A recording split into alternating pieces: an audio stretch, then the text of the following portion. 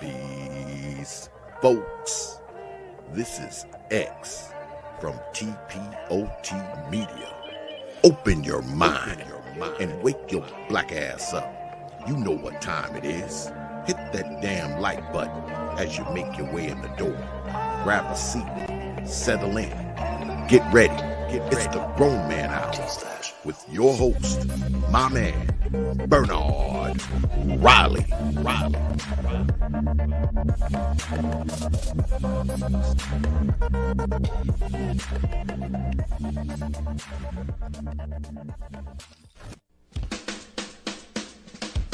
Hey, what's up, everybody? This is Mumia Obsidian Ali. You know who I am. I need no introduction, right? And you're listening to the Grown Man Hour with my man Bernard Riley, heard weekdays right here on YouTube. What do you think about that? How about that? Now let's get back on with the show. Thank you.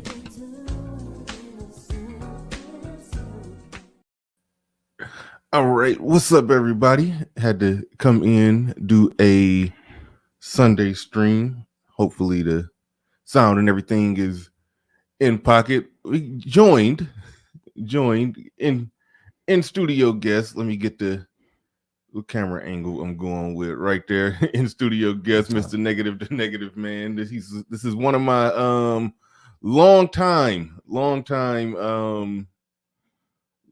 supporters. Me and him, we go way back before I even started going live on YouTube.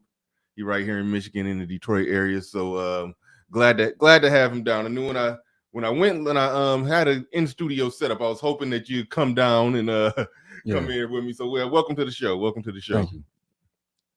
You got to speak it. Thank you. Thanks for having me. He was whipping. I told you my voice don't travel that far sometimes. It was loud before the camera was on. Shout out to him. Glad he made it on in the building. Glad everybody's in the building. Y'all make sure y'all hit that like button. Let everybody know that you're here.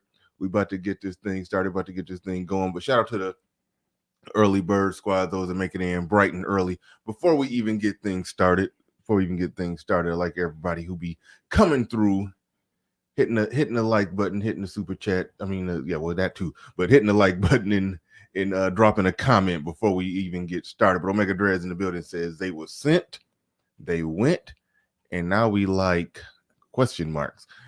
This is a good one that sort of embodies the conversation that I ultimately wanted to have here today. The comment by JJ said mgtow is the equivalent of boycotting.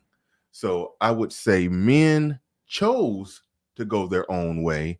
A woman would never just send a man his own way unless she felt he had nothing of value she could extract from him.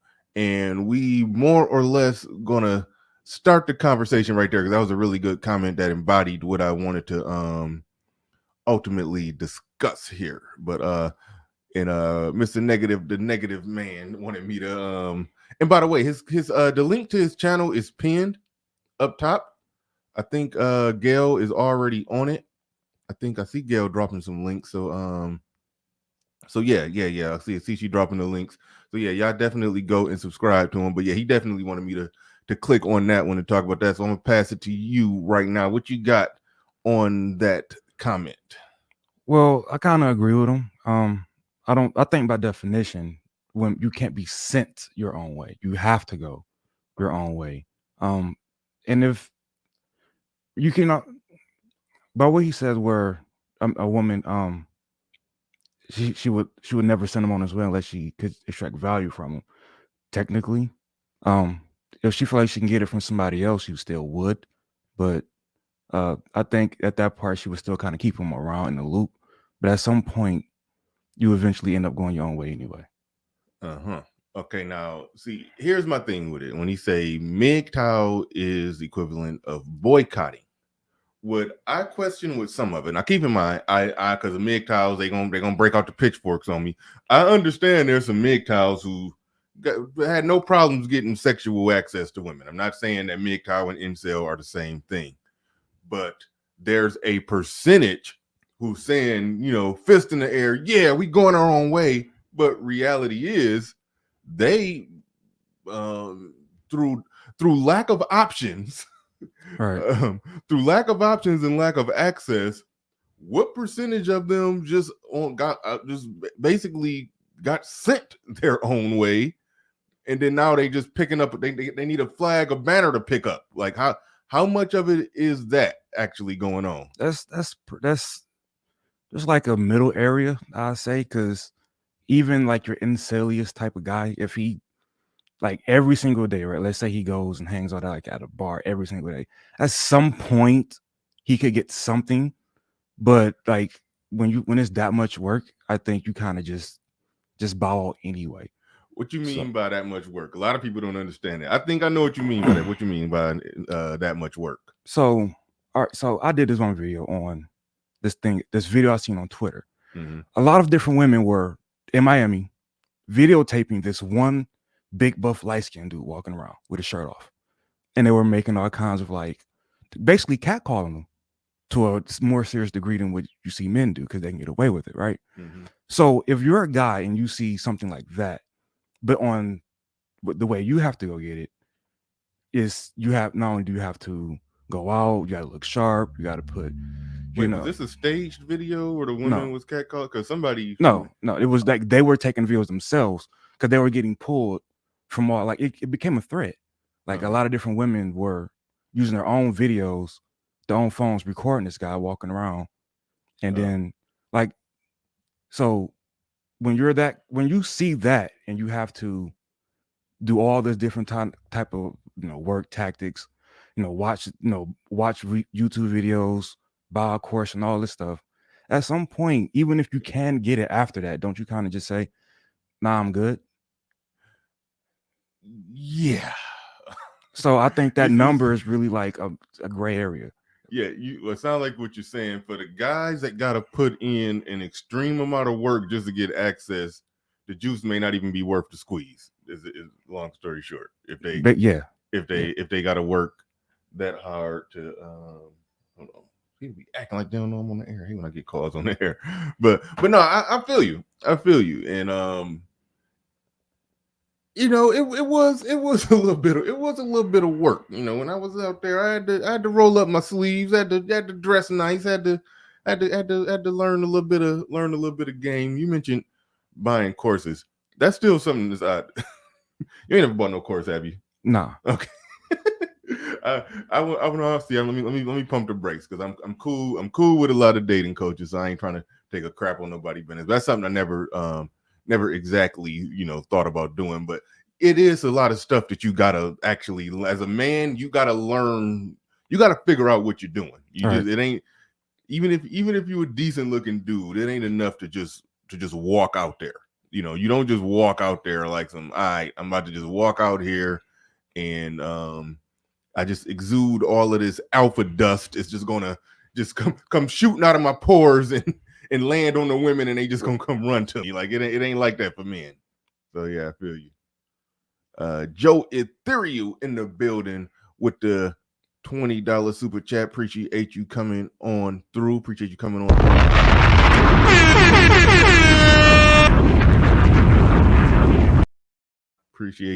on through with the $20 super chat. One thing before we dig back into the topic. Hold on, wait. Shout out to Erotic God Podcast. I saw the word biblical, so I'm like, what the hell this got to do with the Bible? So he said mgtow is biblical. Okay. If you're divorced or even if you've lost your virginity, technically, I have no idea what the good brother is talking about there, but but you got to explain something, because we was talking off the air and you was explaining to me why you got kicked off of Twitter. Right. That you was in the middle of telling the story, then I was just like, no. That's a on the air story. Well, I almost told you pretty much the whole story, but no. Just start from the beginning. Act like you ain't told me nothing. So this sex worker, which Twitter is filled with a lot of them, a lot of sex workers. Apple had posted something about something that went wrong, and she's like, "Why? I want my refund." And I commented, because she's a sex worker. Wait, real quick. When you say Twitter is filled with a whole bunch of sex workers, are you saying? See, I got too many cords under here. I can't see. I can't even sit down. All right. Are you saying that like they're using Twitter like de facto back page, like they're? Well, I don't mean like, I mean chicks who got like OnlyFans, stuff like that. Okay. I'm not saying, so, but I have seen they're using Twitter to source potential customers to their OnlyFans page. Yeah, but I have come across those kind of workers on there. You partook? No. Okay. But so she was telling Apple, like, I want my refund for something. And I'm just like, well, I mean, you a sex worker, you know how it is. You better pop that coochie if you want them funds, as a joke. And she even laughed at it, right? But then 3 months later, I get I try to log in and I get a notification from Twitter saying you must delete this in order to have access to your account back. And I'm just like, why? Your Twitter, just delete it. So I just let it go after that. It was, I'm going to go through that. So they was like Twitter was like being like a childish kid. Like they could just delete it basically and give you access to your account back. But basically, no, they're saying you have to delete it. Yeah. Or it could have deleted it without me even knowing, because it was 3 months ago. They're basically saying, no, we want you to take responsibility. That's what they're saying. But they're treating you like a kid. But she has an account full of like her videos and pictures. But my comment was too much. That's the crazy thing. How somebody could do all kind of ill stuff, ridiculous stuff. But the second that somebody just like, it's okay for her to do it, but if I say it, I'm canceled. Yeah. She could do it. She could post about it, but if I say it, I'm canceled. Advertise it. She can do it. Yeah. If she could literally, by definition, be being an online whore selling cyber pussy, and be proud about it. But if I say, hey, he's an online whore selling cyber pussy, by definition, canceled. So yeah, that's funny as hell. That's funny as hell. Shout out to everybody in the building. Make sure y'all hit the like button. It's 100 people in here, 48 on the likes. So yeah, we have 50% on the likes, but let's get them up a little more.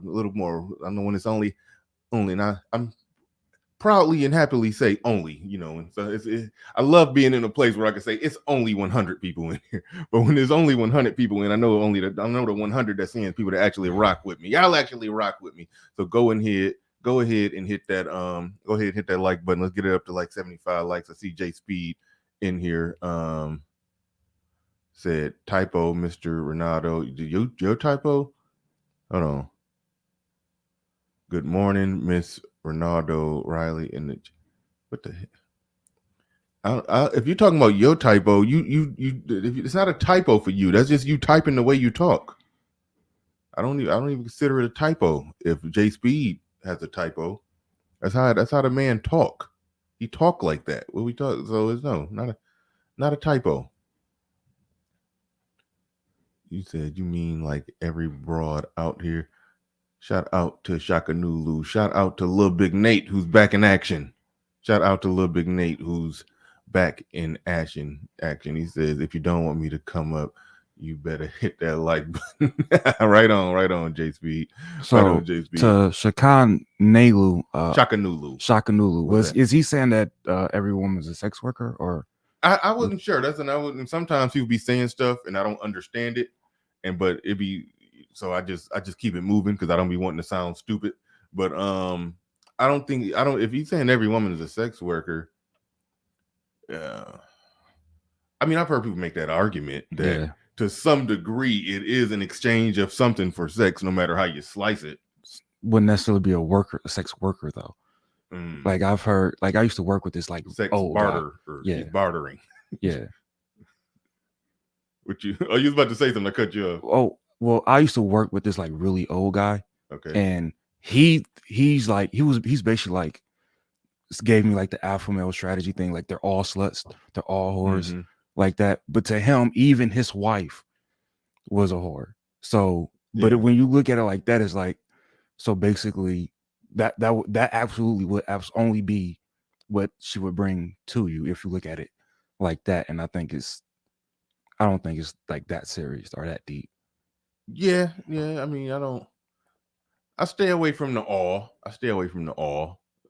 But you know, that's just me. That's just me being specific. That's just me being specific and as accurate as possible. But I tend to stay away from that all word.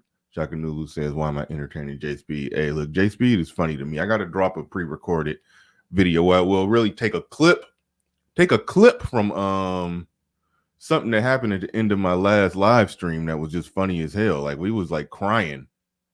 Like J Speed be killing me. He be coming up saying a bunch of goofy stuff and making a bunch of bad arguments. But man, the level of comedy just be through the roof with that dude. So I know some of y'all don't like him, and there is a fee. I set it at a different price every day where y'all could essentially pay to get him. When he take the link, y'all can pay money to get him off the stream. Now when he really getting on my nerves and I just don't got patience for him, it's like $5. But on a normal day, it's like $100 to get rid of him. But right now, what we about to do here is we're about to look at something. Y'all probably saw this. I didn't do no content on it. I mean, it ain't a single, and it's not a single show content worthy thing, but it is something to talk about because I like to look at how men think before they encounter a space like this. I like to examine it and the thought process. I like to break down these thought processes. So, and that's small. Y'all can't see it. That's small, and y'all can't see it. But I'll make sure that y'all be able to see it once I'll read it. I'll read it plain and clear. I'll try to blow it up best I can. But Clue in the building with the $5 super chat. He said, in studio interview, BR must have sold all his Bitcoin he bought in 2008. I wish I would have bought some Bitcoin in 2008. Hell, I wish I would have bought it back in 2017 when I heard Solo talking about it. I know what Bitcoin. I thought Solo was talking about some multi-level marketing scheme. I know what that was. I wish I would have bought some Bitcoin back then. But no, didn't sell Bitcoin from 2008. But shout out to you dropping $5 on it. But all right, going forward. Let me blow this up and read this. It basically says a 17-year-old son asked his dad if he could go on a date with a young lady from school. His father's reply was, all right, here you go. I want you home absolutely no later than 7:30. Public places only, no homes, no private rooms, no nakedness. Comport yourself as a gentleman, respectful, polite. Open doors, offer to pay for everything. Like I said, offer to pay for everything. Listen way more than you speak. This is the money shot for me. She's the boss. You're simply honored she chose to spend time with your goofy ass. Your job is to be chivalrous, courteous, and kind, while simultaneously being protective and strong. You're a man, but moreover, you're my son. Conduct yourself accordingly. I couldn't take it serious. That part right when you got right there to the she's the boss, and then the goofy ass part. It's obvious that somebody made this up trying to just get people aroused. You think this is a woman, basically? Because women do that. Or Women, or one of those male feminist woman supporters people. They could have did it too. Anybody from that group. I don't know. I think you're giving men too much credit. I think you're giving men too much credit because I think it's a lot of men who actually think like that. Now, somebody, okay, now look, okay, you getting some support from the audience. Somebody is saying it's a troll. They saying it can't be real. Y'all are giving men a lot of credit. I think this is an actual real person with testicles who seriously wrote this. And I'm normally good at picking apart when it's some nonsense, especially if it's a video. If it's a video, I normally know when they act in and then they just putting on the show. But no, dudes be really thinking like that. Dudes be really thinking like that, that men are in some, is that the Steve Harvey mindset? Men, a lot of men think like that, that the man should be on the date with a woman operating in some subservient role. Like that's how a lot of people think and operate nowadays. He says, I agree with that. If he is a below average man and he want his DNA to live on, LOL. Damn. Stop the show. Stop the show. What you got on that one, man? That's a whole show. I remember you had said something a while ago on your channel. And by the way, make sure y'all dropping the link to Mr. Negative Man's channel in the chat room. I got it pinned up top. Make sure y'all dropping that link in there, moderators. You had said something about I can't even remember. You was talking about beta males, and you was basically, damn it, I can't remember what you were saying. So I'm not even gonna try to. Okay. If you know, just go ahead. Go ahead. Just respond to that. You got it. So is this supposed to be his text reply to his son? Is that why it's in blue? Yeah. Okay. So the reason I was considering that maybe it was real, but if a dad feels that strongly about this situation, why did he just now wait to tell him all of this in text? That doesn't make sense. He would have been sat down and have at least separately these conversations. He never at one point said, remember what I told you. So this doesn't make sense for it to be real. Got you. Good call. Good call. I get in the car and ride with that one. I could definitely get in the car and ride with that one. If he's passionate about that and he feel like that, it would have been worded like a conversation that's been ongoing. So you got a good point right there. This is fake. It's probably a woman. Probably a woman, because women do that. They post stuff online masquerading as a man, but saying that, because real men know that they don't care about taking care of another man's kids, because it's about doing the right thing. They'll say stuff like that.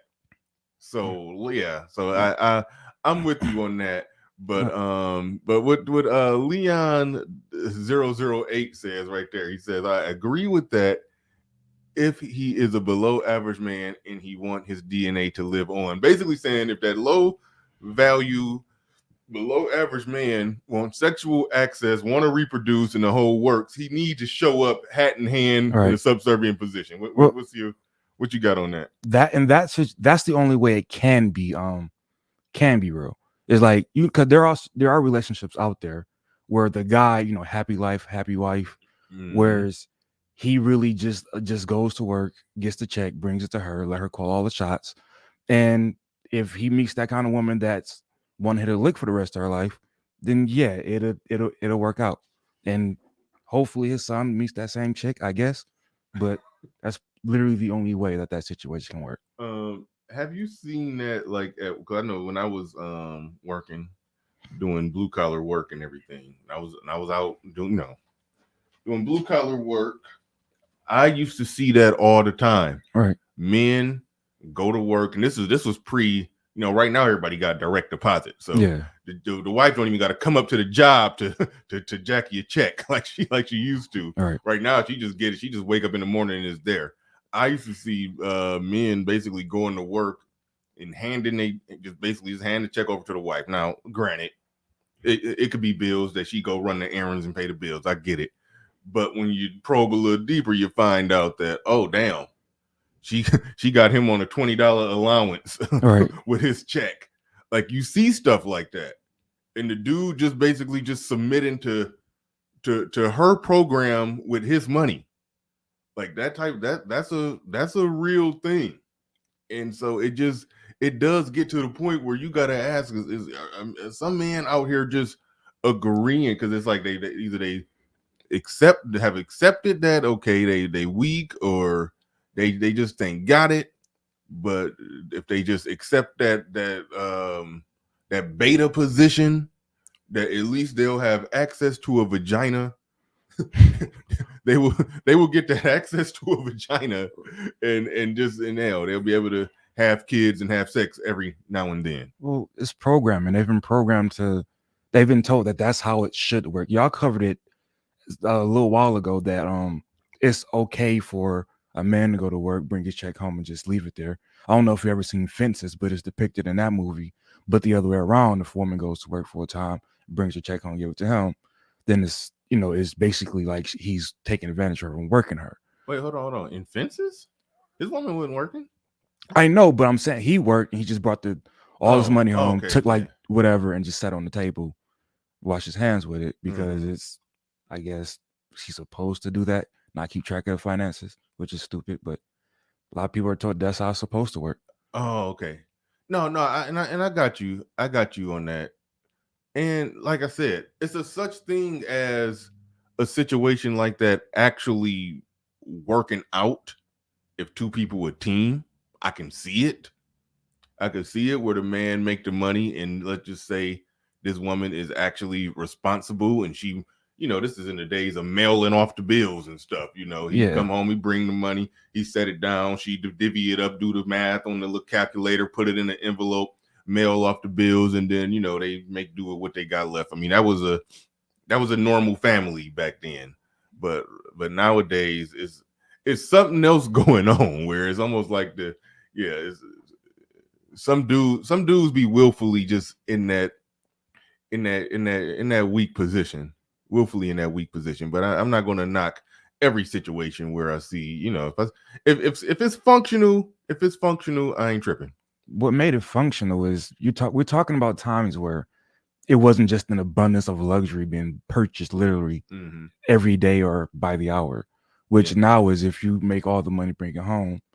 They're talking about this idea of just, being able to hit the Amazon button and putting whatever in the cart. So it's a huge difference to, if how that will work today. Right. Captain Cisco in the building says Ramil has been turned to the dark side of the force. Not really. The only time I say somebody has turned to the dark side of the force in metaphoric context to the manosphere is if they just go full blown, just start if they start simping, caping, batting for the other team. That basically if they join the sisterhood. He ain't joined the sisterhood, so I ain't gonna say he going dark side, but he is an open rebellion. He is an open rebellion against the Jedi, but he hasn't gone dark side. He's I'm trying to think of what character would I can't think of what character was a Jedi, wasn't dark, but didn't really like this what the Jedi had going on. I don't know. Anyway, I can't land the plane on the analogy, but no, I can't say he went to the dark side. Jerome Whiteside, example of somebody who joined the dark side. That's your best example. Nah. It's not Anakin. Okay. Okay, in episode 2, maybe. Maybe you could say he's Anakin in episode 2. Maybe. You know what? Thank you, Azrael the Daywalker. Qui-Gon was at the tip of my tongue, but I just couldn't. I wasn't 100% sure because it's been so long since I seen the Phantom Menace, because that was like the worst Star Wars movie ever, and it was terrible. And so, so I wasn't sure, but that was at the tip of my tongue. So good on you. All right. We 30 minutes in. Make sure y'all hit the like button. Circling back to the main topic, men going their own way or getting sent their own way due to lack of options. due to lack of options. Not filling the dating market or whatever it may be. Whatever. I know I've always, had my thoughts on this, and I reiterate what I was ultimately saying earlier, is that basically what it comes down to is that I always felt like men, they're not really going their own way. Like put it like this: if you a mgtow and you still having sex with women, you're just not getting in any major long-term relationships or commitment with women. To some degree, it's not that much different from being just single and being a bachelor. It's almost like, I think Obsidian called it not political, but ideological bachelorhood, so to speak. It's like you're being a bachelor with just a certain ideology behind it, but at the end of the day, you're still just a bachelor. You're having casual sex with women. You're having casual sex partners. You're out. You're still dating. You're still doing all the same stuff. That's one aspect of mgtow that I said, y'all really ain't doing nothing. You just a dude who don't want to get married, which is cool. And I never understood why that needed a name or a label. Then there's the other aspect of it where men claim it. They put up the flag, they claim it, but they really didn't choose to go their own way. I feel like you're only truly choosing weaponized bachelorhood. There you go. Thank you. Appreciate you. You're only truly choosing to go your own way if you had options on the table that you were to some degree happy with. Maybe not 100% happy. Everybody probably feel like they could, like to do a little better. But if you had options on the table that you were okay with, and you just said, you know what, nah, I'm good with this. I'm walking this way. I'm going this way. I'm separating myself from it in a way where it's actually some type of cost to you. It's no cost to you at all if all you're saying is, I'm not about to go sign a bad contract. That's generally a good idea. So like, what if somebody had options on the table? There's only one person in this space I could think of who had options on the table, who I'm pretty sure could get women, but he chose to be a mgtow monk. That's the only one that I'll see and I look at as he actually making a firm decision in what he believes in. That's the one that he's the only one that I look at like that. But everybody else, they either just some dudes who just single, who just doing a thing, or then there's the ones who don't got access, who are oh shoot. You know what? I'm almost mad at y'all coming in here saying that.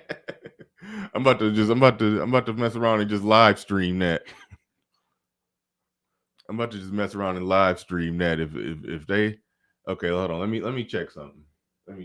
Nah, I'm about to lose my audience big time right now if that's going down like what they saying. Okay, cut it out. Y'all made it seem like O'Shea was on the panel. Like O'Shea and Ramil was going head to head, one-on-one. That ain't what's happening. Ramil just doing a solo thing. Ramil been on the warpath lately. He's doing his thing. But cut it out. This ain't don't come in my chat saying Ramil versus O'Shea like they going head to head. Like something like that. Something like that, I'm liable to stop the show or just stream in on that shit. I'm liable to just stop and go watch it with y'all. Don't do that. You right when you said that, it's like 10 people dropped off, man. Don't suck my audience out of the room. Don't suck my audience out of the room. Isn't MGTOW reference to like directly referring to marriage though, and just being that guy that just gets siphoned from? You might know better than me on that now that I think about it. Well, not really, because MGTOW is one of those places that's all over the place. But as far as I've like seen or heard, that's what it's referencing. So I don't understand why options you want would have to be like the benchmark. If you don't like them and you don't want to be siphoned from people who don't appreciate you, it's still equivalent to going your own way. Yeah, I hear what you're saying, but I think I more so looked at it from the perspective of the people who are claiming the title, and they okay. There's a lot of people who claim MGTOW, right? But they didn't have options. Okay, yeah, okay. The guy who's a MGTOW, is he truly a MGTOW? Is if a woman who's a 7 wanted to get with him and be in a relationship with him and benefit from him and siphon some stuff from him, and he would accept that from a 7. Is he truly a MGTOW? Yeah, until he takes that deal. Until he takes the deal, then yeah. Okay, so then he's not really a MGTOW. He's just lacking some. Who said you can't get back on route though? Who said you can't get back on route though? Okay, I don't like this. I'm going. But they fixed the freeway. All right, I'll start using that freeway again. It's still going your own way. It's not like you don't have an option to come back. At least I don't. No, I see what you're saying, but the way I look at it, the way I look at it, he said, Miss Tao. Men sent their own way. Yeah, but no, the way I look at it is, if you're claiming MGTOW, but you would stop being MGTOW instantly if your options got better than 1s, 2s, and 3s, right, you would instantly stop being a MGTOW. Then you was never really a MGTOW. You just didn't want to have a fat ugly chick siphon resources from you. Right. So basically, but if you would let a 5 or 6 siphon resources from you, are you really a MGTOW? That was the train of thought I was going down. I see what you're saying though. Yeah, I still say yeah. Right on. I'm gonna put the link. Put the link in the chat if somebody else want to give their 2 cents on this. Put the link in the chat if somebody else want to put their 2 cents on this topic. One thing that came up on the last show, I don't know if you was watching. It was how fast could I pull that up? I catch pieces of it. Yeah, no, I mean, this would be 3-4 hours long sometimes, but let's see. It'd be hard for me to find that. And you see in my open emails, hopefully don't nothing personal. Hopefully this ain't okay, good. Whew. When I clicked on that and I saw it was a screenshot on there, I was like, I hope there ain't no titties or nothing. Okay.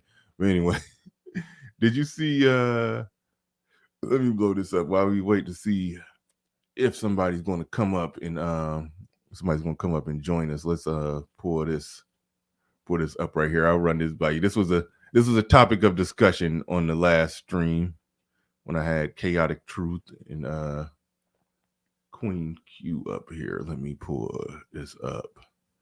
All right, this chick, I don't know if it's her post, and this could be another one of those ones that we could potentially say is fake, but I think the scenario is more realistic, right, and more thought-provoking. So, and it reads, I think y'all can see that. I'm gonna run this one by you. It says, I don't know if I'm being petty here, but I feel like I'm not. So my ex-husband remarried and has kids with his wife. She owns a business, and I found out that she makes almost $1 million a year. My ex works and gives me $900 a month in child support for our daughter, but I don't think it's fair. I told him that it would be nice if he sent more for my daughter. He told me that his wife and his accounts are not together, but honestly, I want to take him and his wife to court to get the max amount I can for my daughter. I work from home, and my husband, she married, her husband is in the army, but we are struggling. It would be nice to have that additional income that my daughter deserves. What do you think? Well, what is she supposed to do? That's the answer that I was always given when I ask questions like this. When women do like weird, bad stuff like that, the question that I get is, well, what is she supposed to do? Just keep struggling when she can go get over on somebody? But my real thought about that is that system shouldn't even be in place. That's some what? That system shouldn't be in place. You shouldn't be in a whole nother situation and able to just siphon money from somebody who at this point has nothing to do with you. If it's that much better over there, just send him the kid. Right. That's the way I see it. Right. But one question that I put to people on this one is, look at it from this perspective. Now, one, I think she dead wrong. And I agree with you. The system shouldn't be in place. And you know how men are. How men typically don't go and get child support. All right. Even they the custodial parent, they will sit back and just say, forget it. Nope, I'm good. I'm not going to get child support. Yes, I got the kid the majority of the time. Yes, she work. Yes, I could go get that money. Most men, they just don't do it. They just don't. Now, and I more or less operate like that. I more or less operate like that myself. And my kids, if I got them, they my kids. When they with me, they with me.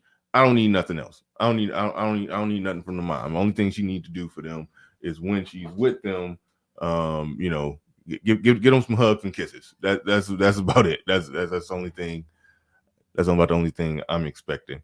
But one question that I put out to people that I was on everybody on the panel, I was like, okay, if you was with a chick, I had a kid, all right, you got custody, you raising the kid, majority of the time, she getting, every other weekend.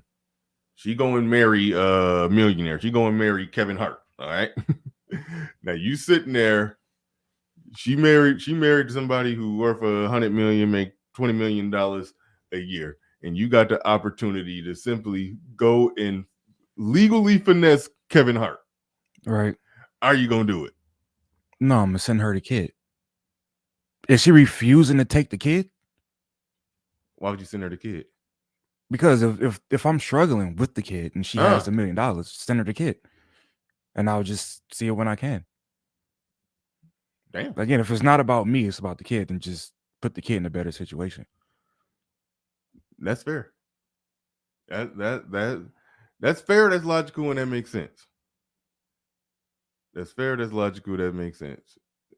And people don't have that mentality to send the kid off with the person who's who most viable, who the best for the kid. They're gonna fight tooth and nail. Like, we know that. That's how it go. That's how it is. They gonna fight tooth and nail to no end, to the end all be all with that. Shout out to Clue. I don't know if you've been a channel member or you just recently became one. Well, it says welcome. It says welcome. So shout out to you. Appreciate you coming through with that. Now listen to this. This is funny. I'm seeing somebody say Uneducated Lane says best answer ever, but I think did somebody say bad answer?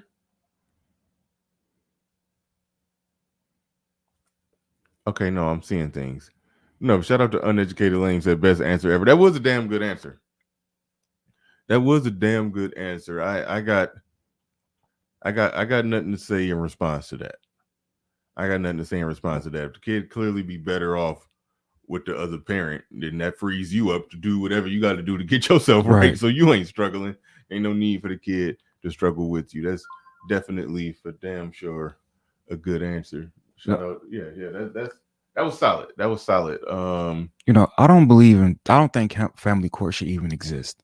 Yeah. I don't know if you ever seen my video on it, but it was like a while ago. Yeah, break that down. I honestly think that you should just, if people say marriage is a business, because people like to do that, well, how about you write up your whatever you need to write up prior to having the kid? To me, that, and the courts uphold that. So to me, that puts the accountability on both sides. Now, when I ran this past women that either I were in my family or that I just knew, their answer was always to that was, well, why did I create the kid on my own? Completely bypassing the accountability part, which is before you get somebody pregnant, just write the paperwork out. And like, if you're going to pay child support or who's going to get the kid, so on and so forth, whatever you want to cover in it. That's how I think it should more so be done as opposed to family court.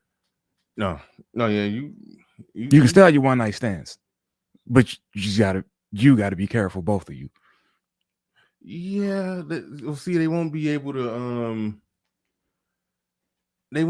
have them while out one night stands and then still have the backing and support. I mean, shout out to Zero. Nobody's going to just give up power in that situation. They just not. But I understand that part. Yeah, yeah. So you're saying the right thing. You're saying the right thing, and even the lead attorney always, well, I mean, he says it should be automatic, one, half and half, 50-50. That's the same thing that I say, 1 week on, 1 week off. You got a kid, it should be automatic, 1 week on, 1 week off. I go the extra step in saying that in the event that, we got it on paper, it's going to be automatically 1 week with one parent, 1 week with the other parent. In the event that one parent don't show up on their end, and it's over a period of time where their absence is just proven, I would say, okay, then we can default to some system. And if at that point, then, we want to try to, put somebody on some type of child support after that, if they've been proven on some 3 strikes you out, deadbeat shit, then yeah, I could rock with it then. I hate that the default is child support separation, pick one parent, the mom, and then have the dad just pay without going to the default of maybe the dad is a solid parent. I'm going to pass the mic to you because I'm about to take this call. My son done called me like 4 times in a row. So that must mean it's an emergency. So I'm passing the mic to you. You got it. Your show. Go ahead and talk. That's a lot of pressure. Yeah. I'm an all or nothing in these type of situations, mainly because anything that can be used for bad reasons in the free market will be used. So I'm the same way with welfare or really anything like that at all. So one thing, I'll just go into the example, it made me even think of this. So I was watching this divorce court episode, and the dude, they were married 11 years, but they were together 15. And the dude, he was a bum, no doubt about it. He was a straight up bum. Don't know why she even had kids with him, but she did. She had 4 kids with him, and she ended up meeting somebody, and like she took the kids and went to went to Miami with them, and so then they end up on divorce court because she's done, but he can still babysit on the weekend, right? And the judge, I ended up asking different people about it, different women about it, and their response was basically, like I said earlier, what is she supposed to do? Well, she was supposed to not have kids with a bum, but now you got this situation to where he has to listen to other people tell him what he can and can't do with or for his kids. So I think if she had to sit down and actually write out the details of what would happen in this case of either one of them leaving, I think she herself would have just walked away from this guy. So it's actually can be used as a preventative measure to even decide your free will to have kids with a flat out bum. Glad you're back. Yeah, and then you got to say all that over and over again because I ain't hear nothing. Well, I gave him an example of the divorce court episode that I covered before, in which the dude was a bum, the chick, she ended up leaving for somebody that was better, but they already had 4 kids, and now he gets weekends rights. That's it. And it's like, well, how can you just take my kids because you found somebody better, and now I'm just ass out? That's, to me, that shouldn't even be decided on somebody who ain't us. You made them with me. You knew I was a bum. You said something I'm trying to figure out what in what you said would incentivize somebody to not do that. Well, I said it's preventative. It will work as a preventative, I think. At least I'm assuming. What will work as a preventative? If you had to sit down and write it out. Because think about it, if a chick had to sit down with a bum, the dudes we know they had a lot of kids with, and she had to write out what would happen if she got pregnant. And okay, got you. She would have to literally look at that word for word and go, yeah, no. Yeah, I mean, and that's really the conservative or libertarian way of doing things. Just remove many aspects of the system, and you essentially force people to make better decisions, or just work or work it out, or just make it work. All right. You know, because I do think right now, if you in the event, and even in the event that you just ended the child support system, it's just completely hacked it. It's done. It's over. It's done. It don't exist no more. Child support don't exist, and it'll never happen. Welfare don't exist. All of that, none of that stuff exists. People will be fully 100% responsible for the decisions that they make. Yeah, all this shit will just drop down drastically, and the only thing that will be left is, you know, it's a few people still gonna slip up, a few people still gonna make mistakes, right? But if it's only a small percentage of people in a society doing it, you know, the family and friends can help out, right? But when the vast majority is wrapped up in the stuff, then it's like, no, family and friends can't cover all that. Then that's when that's not a government coming in, not a government covering it. And now the behavior is being more incentivized and it's growing more. Now the government got to pay more. So that's essentially what it comes down to. So I think sometimes we can get extreme when it comes to deregulate everything. Right. But no, it's still regulated. The courts still got to uphold the contract that you signed. So it's still regulated. Yeah, that's a good point. You're not getting rid of the regulation. Yeah, that's solid point. Jackie's Retro in the building. Shout out to you. Appreciate you coming through with the $5 super.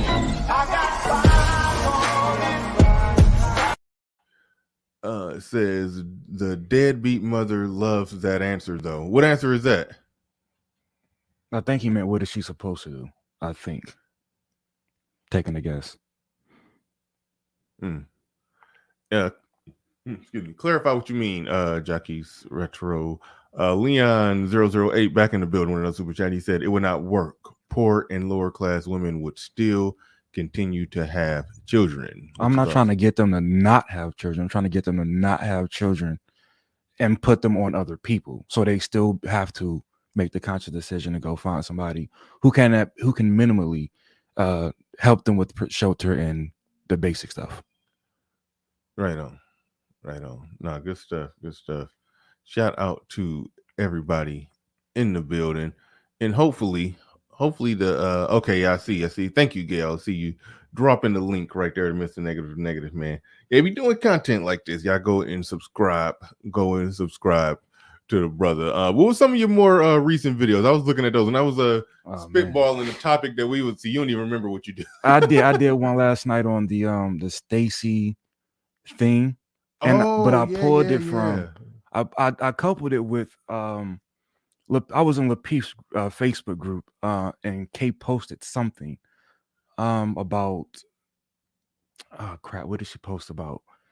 Oh, about a chick who finds a way to get a dude to adopt her kid and then run off with the old baby daddy, but still gets child support from this guy. And I'm just like, well, I don't mean it literally, right? But it was like, well, this is why we throw y'all against walls. But it was This is based. why what? This is why we throw y'all against walls. This Stacy thing. Oh, somebody But said. I said that. But Oh I. shit! But I was just showing the comparison of like y'all. We'll focus on this with a guy because it's visual. But it's like she just did this dude just as dirty. Okay, so back up. Let me explain what she did again, so I can compare and contrast that versus getting thrown against the wall. What did she do? Let's say you meet a chick, right? Okay. Let's say you're single. You meet a chick. Mm-hmm. You like her enough. You adopt her kid, Ah. and then she runs off with the baby daddy, but she still gets child support from you. Now, a lot of people say, why would you adopt the kid before you marry her? For one, you don't know if they got married, but even if they didn't get married, you could still be in the process of the two, but the paperwork file goes through with that first. And then now you're on the hook for the kids before you're able to cross the aisle, which wouldn't change anything. That is like sickening. She found a man good enough to want to adopt her child. If you want to take care of her kid, clearly he want to take care of her. But she gonna run off. But because he's legally bound, Right. she can legally go and get child support, and she did. That is crazy. Yes, that's worthy of getting choke slammed against the TV.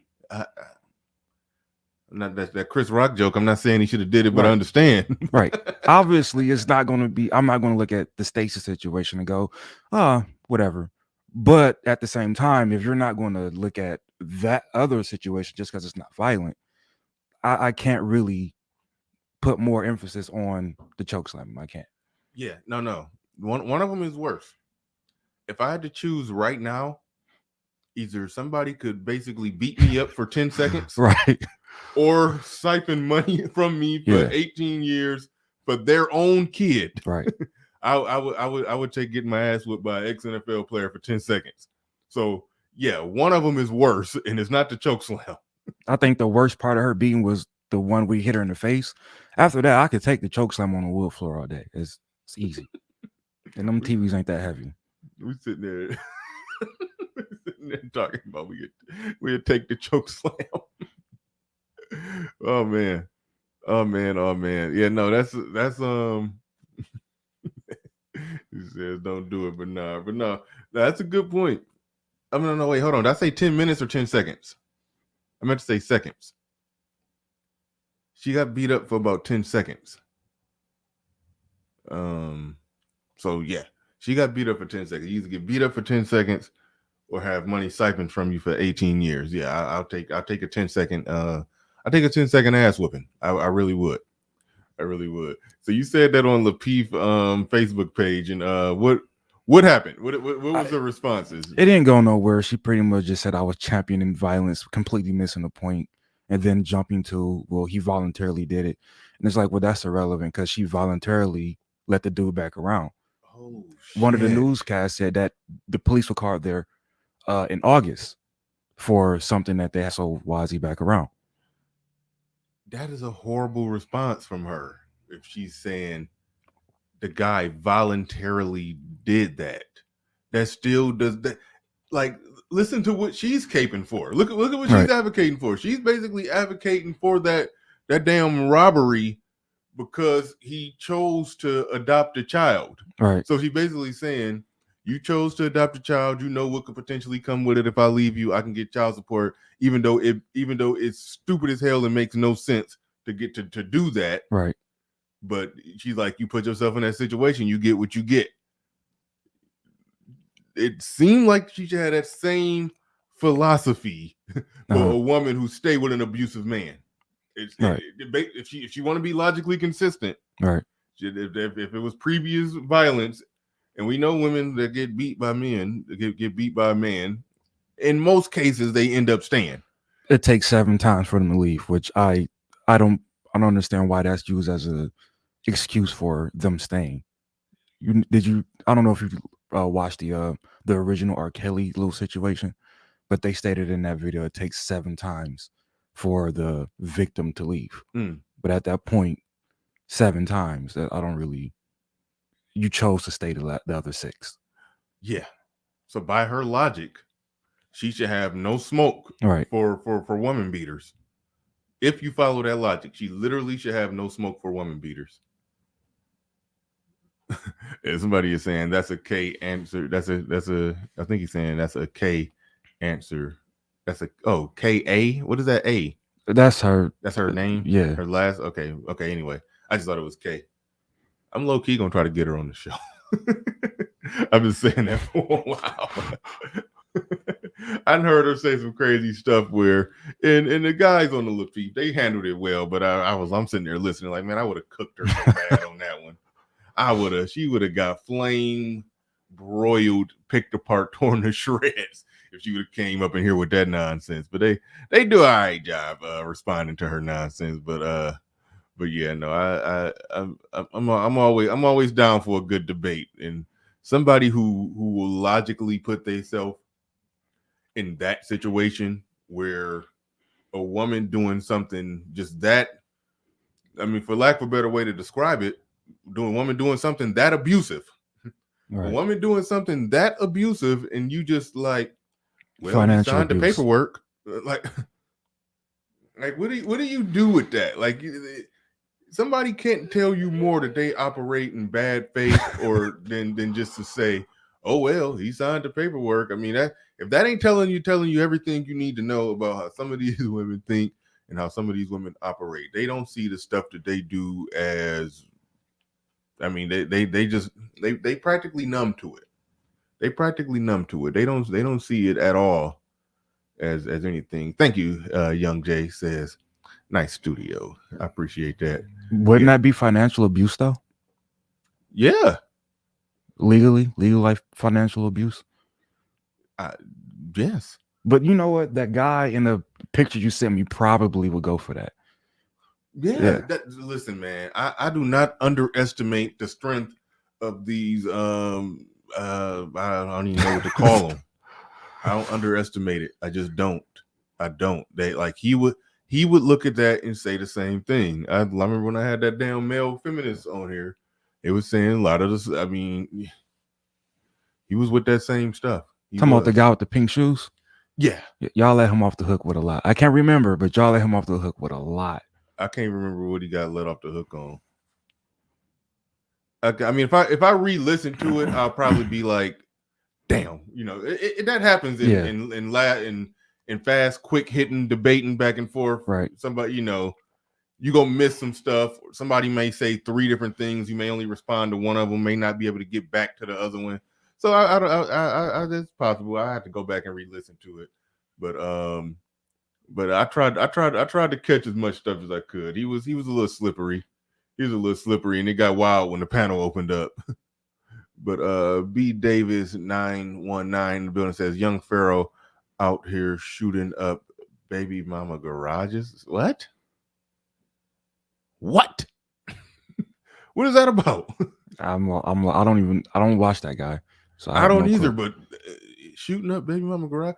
Didn't he get into some stuff recently? I heard about him one time on Tommy's channel. Other than that, I've never heard of that guy. I don't know what he did. I thought he had some situation with mother of his kids. Don't he got like 3 wives or something like that? 3 girlfriends?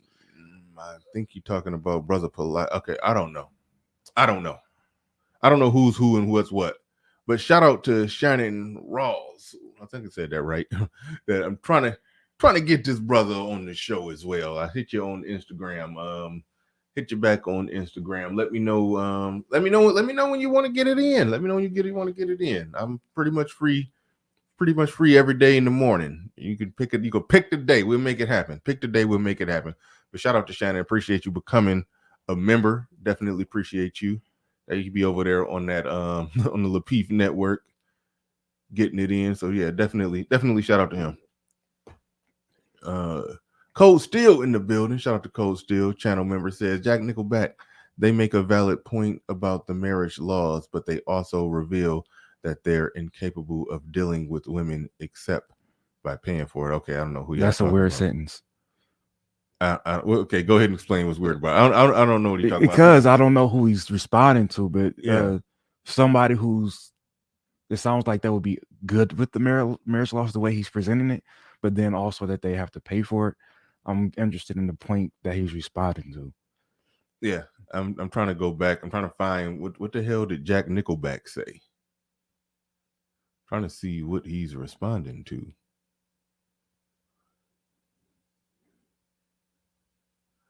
Can't find it.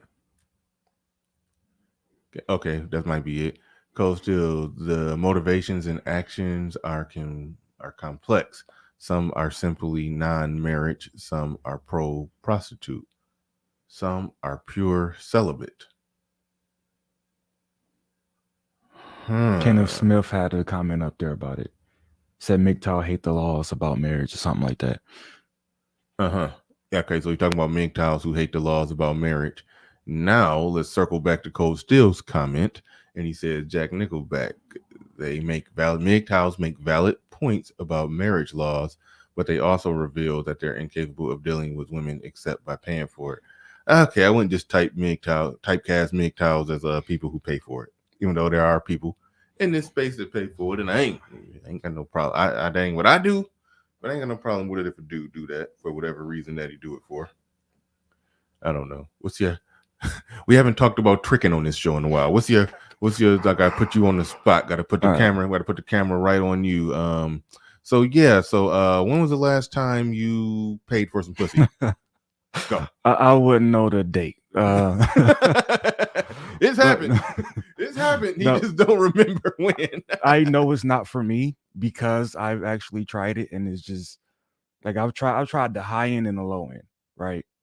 And they both were just flat out just like, so I know it ain't for me. It was bad.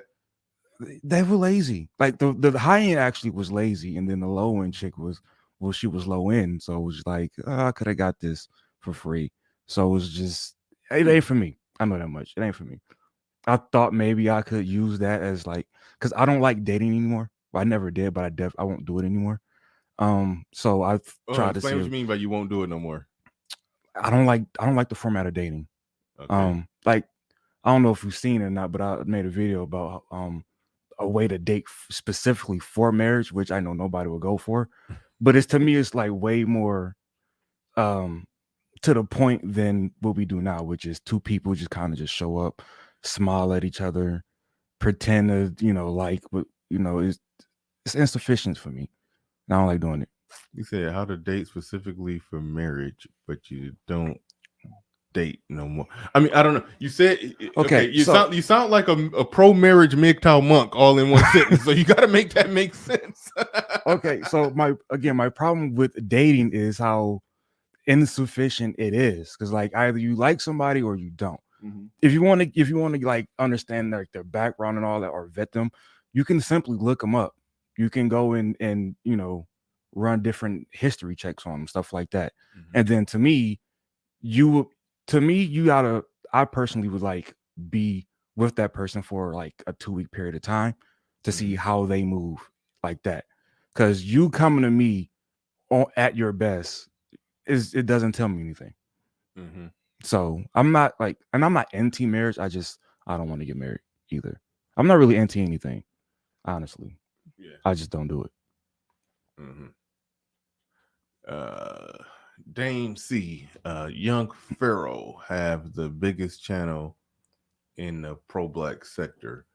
See, I guess that shows how much I pay attention to the pro-black sector. I didn't know. No, he don't.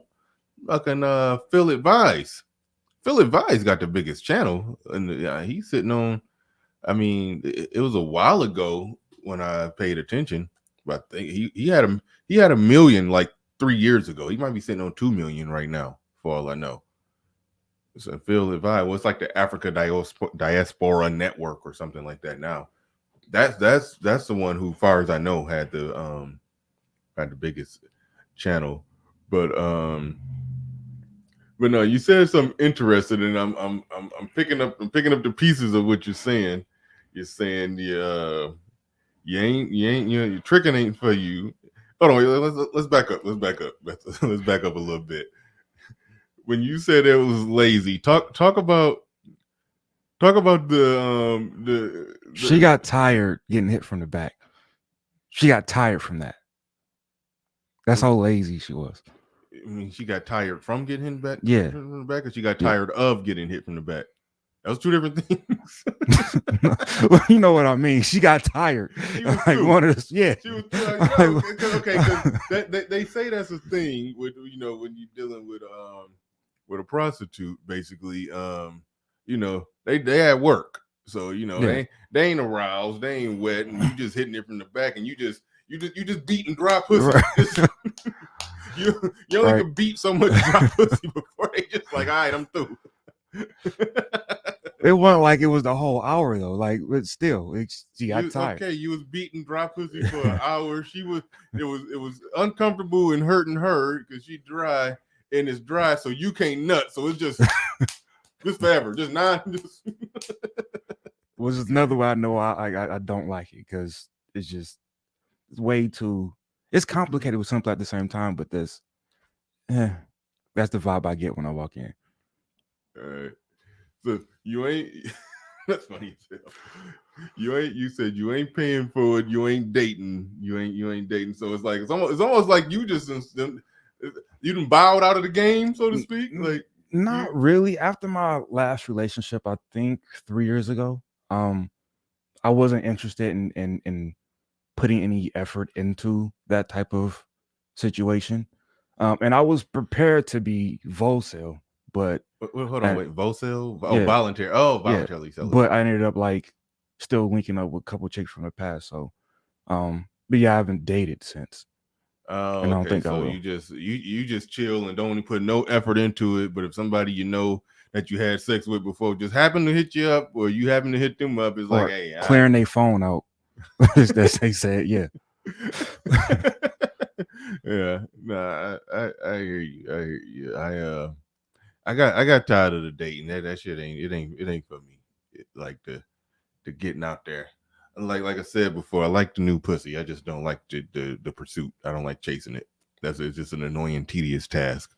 So yeah. So I deals with one woman. I deals with one woman, and that focus on the things I need to be doing in my life productive. We got 163 people in here. Hopefully we get some views now that this the little beef that was going on die down. everybody come on over after they get through watching the little beef show over there. I don't want to just call it the beef show, but y'all know what's going on. Y'all know what's going on. But shout out to everybody. Shout out to everybody in the building. Appreciate each and every one of you coming through. We at hour and 12 minutes in. The link is in the chat. Anybody want to come on up with me and Mr. Negative, the Negative Man? Make sure that y'all are moderators. Reminding y'all once again, I know Gail Lockett be on it, but okay, she on it. She on it. Dropping the links in the chat. Individual who I ain't even about to say that. So the person just tried to pop on up. Somebody who I think I had blocked. I don't know. I can't remember who I block and who I don't block. But I think an individual that's been on my block list just tried to take the link. But shout out to everybody in the building. Make sure y'all hit the like button and hit the link. Come on up and enjoying the conversation. One thing that I was trying to do, because while we wait for people to come up, I was gonna pull up your channel. Make sure y'all go and subscribe. Make sure y'all go and subscribe to them. The link is in the chat. All right, I think you mentioned this video. It's a better way to date for marriage. In my mind, that makes it makes no sense with that. I don't know what you're talking about or what you're getting at. So explain. Okay, explain. How do you do that in this modern today's world? How is it possible for? I mean, what's the better way to do that? Just explain. So I came up with this one day, like just thinking, right? So like I said, you run the background test, you STD test, and once you get past that, not past that, but also you write down your deal breakers and your values, and you look at that and see if y'all mesh past that point, right? And then if you want to, probably should y'all go to like, I don't know, some type of counselor or something and see if y'all can, if that person can say that, yeah, y'all kind of on the same page. And then here's where I get a lot of pushback. You move in together for like 2 weeks, right? And then from there decide, okay, I know I can be with this person. So that's how I see it. I think is more sufficient than the just meeting up here and there All on your right. best behavior. In that 2 weeks, your habits gonna show. I had to think for a minute. The only thing I actually like about that is if people was really truly about that life and that's what they wanted, finding out clearly what they want, having a licensed person actually confirm, match or parry. Practically, they're I hate the whole eHarmony compatibility. Right. They how they advertise how to make it so you can connect on 32 different methods of compatibility or whatever. All that bullshit. But I understand it though from the perspective of that. Yeah, if two people, if in a more clinical kind of way, that if y'all want to do this here, just go, because what we're doing right now ain't nothing coming out of it but people hooking up and having sex. Like this, it's getting to the point where that's just the mode of what that's what it is. That's what we are. That's what it's turning to. I done broke down the data 7 ways to Sunday on how lack of families, it results in this, it results in that. It don't look like it's going the other way. It is, so it don't look like nothing is going to happen to change anything. So it's almost like it's just going to be just a matter of, it's just basically about to be law of the jungle in the new changing world, pretty much like that. I think Obsidian broke down some data on how people with money still do it, supposedly in a traditional way, and I think it's like a 20% divorce rate, among the upper class. I don't know where that start at 100,000, 150,000, but either way it go, it's looking like it's over. Like the people that be coming over here that said plenty of times, let it burn. It looked like the let it burn crowd is gonna win out when all is said and done. The let it burn crowd is gonna win out. What's this chick name right here on the screen? I don't know. They can't see the screen. I don't know. I recognize her. That's the pretty privileged girl that BGS did some content on her, and Obsidian did some follow-up content. She went kind of like, she went light viral for that video. How she don't have pretty privilege. But ironically, in that video, she talked about basically just eyeing the guy. She didn't realize it, but she was talking about eyeing a specific kind of guy, ironically. Oh, she was talking about some tall dude that she went on a date with who just left her at the date or whatever, something like that. Yeah, she talked about, like, she would say how she would go out with her pretty friends, and then a guy would come up and pull her pretty friends. We're like, well, think about that. He pulled the pretty friends. That ain't for you. You're not them. So ironically, that's exactly she showed how it's on both sides of the coin. How what's on both sides of the coin? Pretty privileged, but ours is called something different. Obviously, I don't know what. Bash Fizz did a video on it. The equivalent of pretty privilege for men. I just forgot what it was. I couldn't tell you. But yeah, she discounted that. But I always say that a lot of them, see, even a chick that's not so-called pretty or whatever. I mean, I don't want to say so-called pretty, because we know what pretty is. A chick that ain't pretty, the fact of the matter is, she still got them options, All right. She got options. She can't get commitment from the options that she wants, but she got options. So that's why I'm not shedding a tear, lighting a candle for no chick complaining about that, because they got access. A dude who's at the bottom of the dating market is curtains. It's a wrap. It's a wrap. He's in a legitimate bad situation. The woman who at the bottom, she could be fat, she could be barely, she could be facially average or a little below average and overweight. She's still got something going on, So that's I'm not shedding a tear or lighting the candle for them. They don't get no sympathy from me.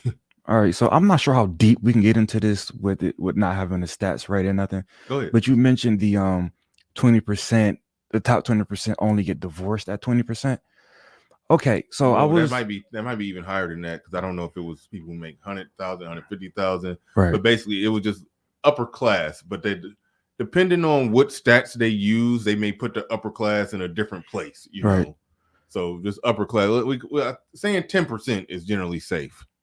Yeah, well, so I was listening to a podcast the other night, and they mentioned how one of the biggest reasons for number one reason for divorce is finances. So why would you tell women to not marry up? Which I don't know how that's the default solution we have for the finance situation. That's a really vague term. It doesn't tell you why. It doesn't say if one had a gambling addiction, shopping addiction. It doesn't tell you if they had a family that was way too big for the income that they had. It doesn't tell you anything. So I don't know how we can say, oh, if the men just made more money, then by default, the divorce rate would go down. Right. And if you're talking about the top 20% of earning men, they wouldn't both sides, the men and the women, both be more likely getting what they want from that person. So you can't really just say finances, because then what about the other 80% is still the problem? Yeah. I've seen studies where they basically, in so many words, explained that it depends on what study you look at. I'll say it like this: it depends on what study you look at, because I've seen some studies that it really boiled down to just lack of commitment. The finance or whatever little problem or whatever little so-called irreconcilable difference that they came up with, it was really just a lack of commitment. It was a situation that could have been worked through, but they just wasn't committed to work through it. Right. So it wasn't really necessarily the money, and you are 100% spot on. When they say finances, they don't say lack of money. More times than not, they probably mean just a disagreement in what to do with the money. It could very well be it. And then you landed the plane really well with the the family size. You never know. There's a gambling problem. Somebody blowing the money. Somebody wasting the money. It's not just the man don't make enough. Or that divorce court episode I use as an example. I'm pretty sure hers is likely to be labeled as finances because she just met somebody that made more.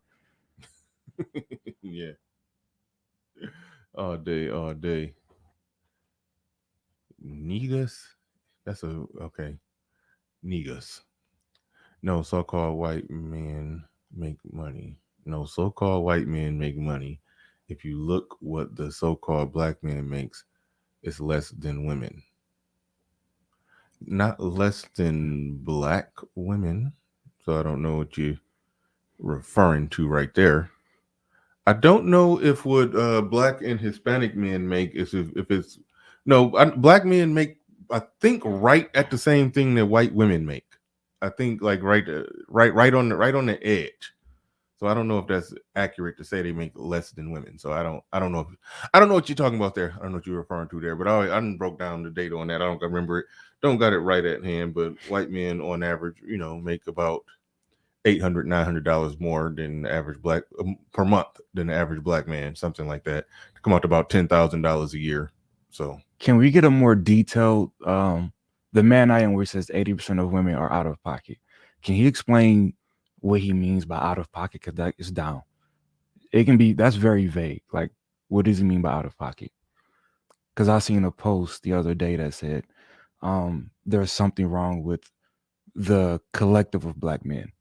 And I tried to ask the question of like, anybody got any numbers, but I just got attacked.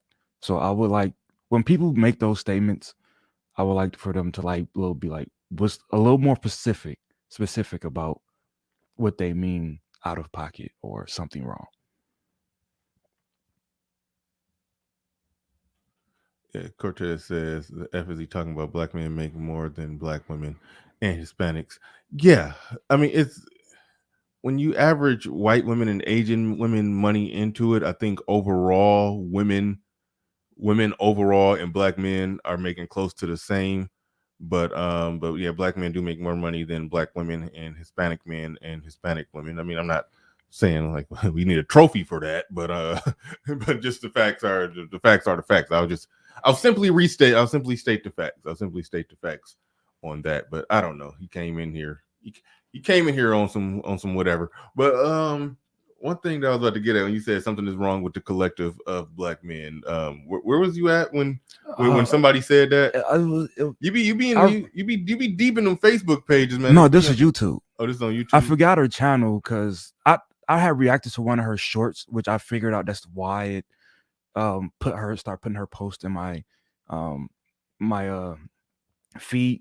But she had she must have did a video because she had screenshotted a guy saying something wrong with the collective of black men. No. And then she responded with saying, funny because your life is literally at risk is an assumption. Because you guys are killing each other every day. You're going to tell me there's nothing wrong with the collective of black men.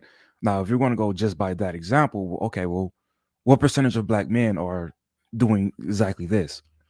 And I didn't get any actual response, just smart remarks. Yeah. Something is wrong if one group is doing something at a significantly higher rate than other groups, but the collective, when you say the collective, something is wrong because of this reason that a minority of them is doing. When you bring up the collective into it, that implies that the majority of black men are engaging in the killing. So yeah, I'm with you on that. I would have liked to further response and further explanation on that one as well. Leon 008 says it came from an article based on income, but they wanted to include imprisoned black men to lower our overall. Yeah, I've heard people do that. That makes no sense at all. To talk about the average income of black men, but include men who are in prison. Like that's ridiculous. Do they do it across the board or just with us?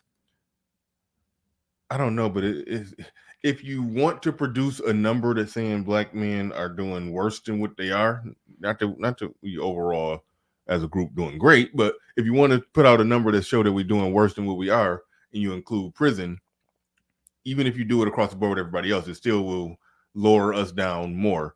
And I heard there's people, in good faith that, that speak up for black men. Dr. T.S. Johnson said that, I heard him point out that black men make less than black women when you include the prison population. But that's just, that doesn't make any sense to me, right? To do. It just doesn't.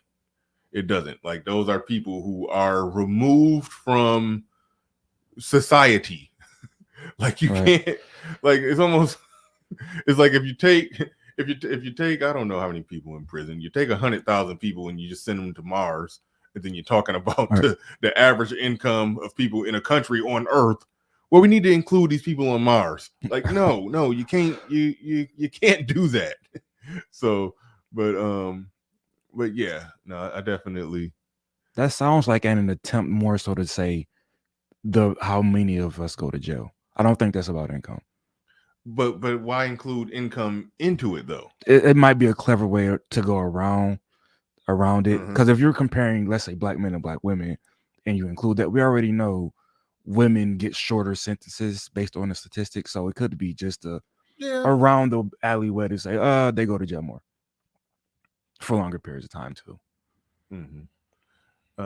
Insane One says, Bernard Riley, I don't want to argue for that point to include prison demographics, but people do make money while in prison. Don't matter.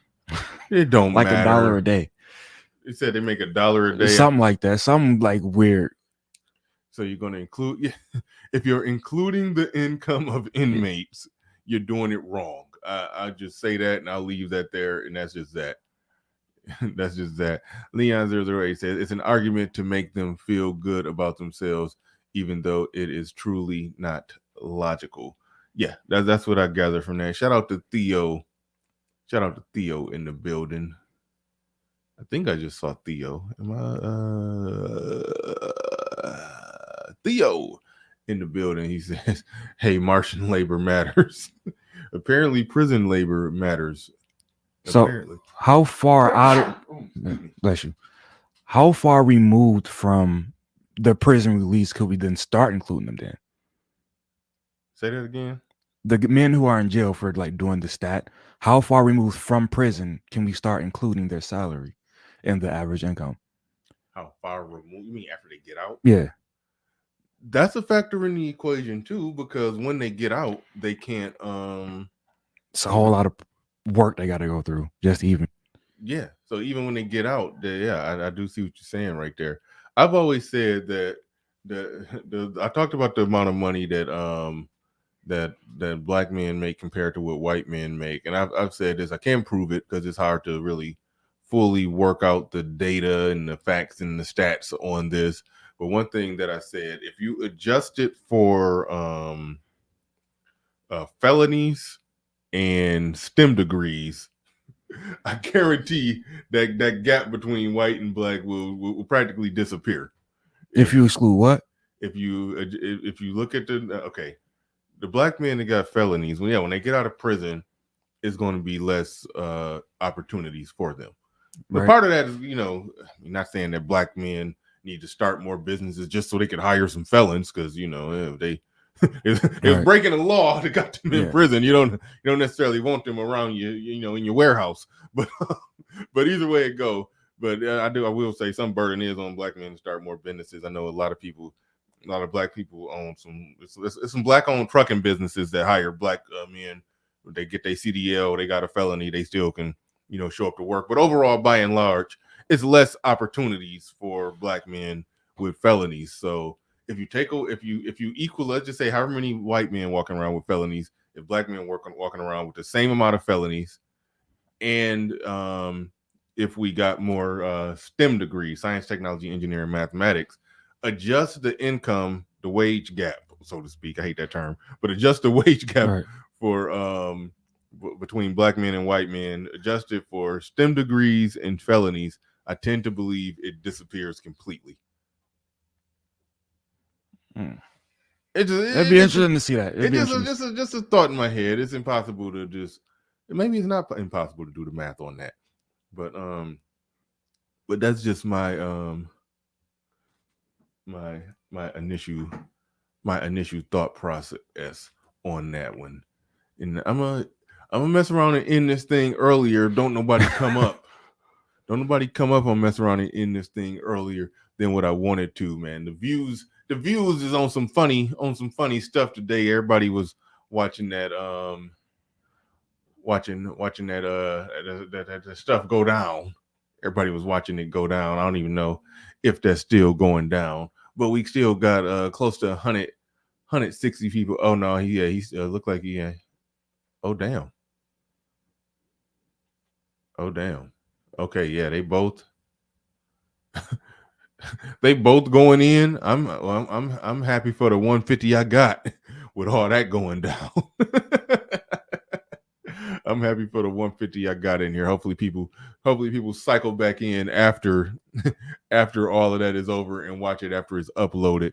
But still, no reason out of the 150 people we got in here that y'all can't be hitting the like button and coming on up, joining them. Oh damn, we got 161 on the like. So y'all are hitting the like button. Shout out to y'all. I'll put that link in there so y'all can join the panel if you feel obliged to do so. But one thing that I do definitely want you to do is go subscribe to Mr. Negative, the Negative Man. Go and subscribe to that brother. His link should be in the chat. I do believe I pinned it. I do believe I pinned his link up top. So go and subscribe. Appreciate each and every one of you. Appreciate each and every one of you in the building. Theo in the building. Right. Appreciate every Hold one on. of you. Appreciate each and every one of you in the building. I gotta get Theo in the building. I hear background noise coming. I know. I'm cutting it out. There it goes. Hey guys. Hold on. Because I got my headsets. I mean my wires all tangled up. Sorry. Usually there's a few seconds where I can like knock out my tabs, but right when StreamYard started, you got me right in there. I was like, oh no, I can't. Yeah. Which tab am I in? I don't know. Right. But what's up, Theo, man? What you got? What's going on? I'm doing good. Yeah, I'm watching the beef. I can't believe what's going on. I'm just like, oh my goodness. Oh well. You know what I was thinking? I was sitting there hoping that hopefully we could make it to the Manosphere meetup without from the time it was announced to the time that it happened. I was sitting there doing like a countdown to see. Hopefully we can make it there from the time it was announced to the time that it happened. Make it from one point to the other point with no beef happening in between. I was hoping for that. It ain't work out. It ain't.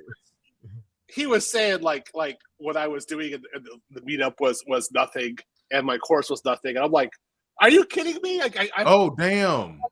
Yeah, I've helped people go to like $100,000 career jobs with $100,000, and I kind of sat back and I was like, okay, you need a hug or something. I don't know, some vitamin D. I don't know what's up. I'll let you be. Kind of walk away from it. Now that part. Now listen. Okay, Obsidian have said some things that people can call Obsidian out, say, okay, you flip-flopped on this, or you've changed, you've evolved on this particular issue or that particular issue, or you just switching it up for whatever reason. Who knows? That, like, okay, fine. People can legitimately say something about that. Somebody can legitimately say that, okay, O'Shea, start doing celebrity junk, celebrity gossip. Some people you can say you don't like this talking point or that talking point, but I didn't hear what he said about you and what you're doing, the IT aspect of the Manosphere meetup. But like that one is shocking. Like I'm not as shocked by him because he been hardcore, for lack of a better way to describe it, hardcore black pill with his thought process. For a long time, so I wasn't shocked by everything he's been saying. But you're talking about about a brother like yourself who make, I think, what was it, $50,000 a month, and you're doing a conference for black men to teach black men how to do it. It's like, how could I don't know how he could have a problem with that. I didn't hear what he said, so maybe I'll give you the floor to go ahead and explain what it was that he said. He just said it was nothing. And I've heard other people say the same thing, that it was nothing. And when I hear those people say it, when I sit back and say, okay, I haven't shown anything yet. That's fine. And I'm going to focus on delivery and let those people be. That's fine. And what I agree with you that he's black pill, and he sounds like me right before I went into deep darkness with a black pill. Now, I didn't know I was going into it, but I went red pill, and I went to about 2 years of deep darkness. And I'm just like, okay, Ramil, you're a bro. I don't have a problem with you. And you're saying this stuff. I think I've been there before. I'm going to step back because I don't want to go back into where you're at. I'm going to let you keep on going. And you need to go see what's there and who you are, and let that be your process. So I was kind of like, good. Step back to him. I don't have any beef with him. I like his content sometimes. I just like, hey, you have to take that journey. Go for it. Yeah. I don't necessarily. I didn't look at it like that. Like he got some journey he trying to take. I mean, what he's doing, I felt it seemed as if a lot of what he was saying is stuff that he's been thinking that he just for a while just wasn't saying. And so I was just like, hey, what he been thinking for a while, he just not holding his tongue, and he's just saying he's saying what's on his mind, and I had no problem with that. It's just I'm shocked. I put it like this. No, most people wouldn't acknowledge Ramil's pro-blackness, because I do believe Ramil is actually low-key pro-black, well, pro-black male.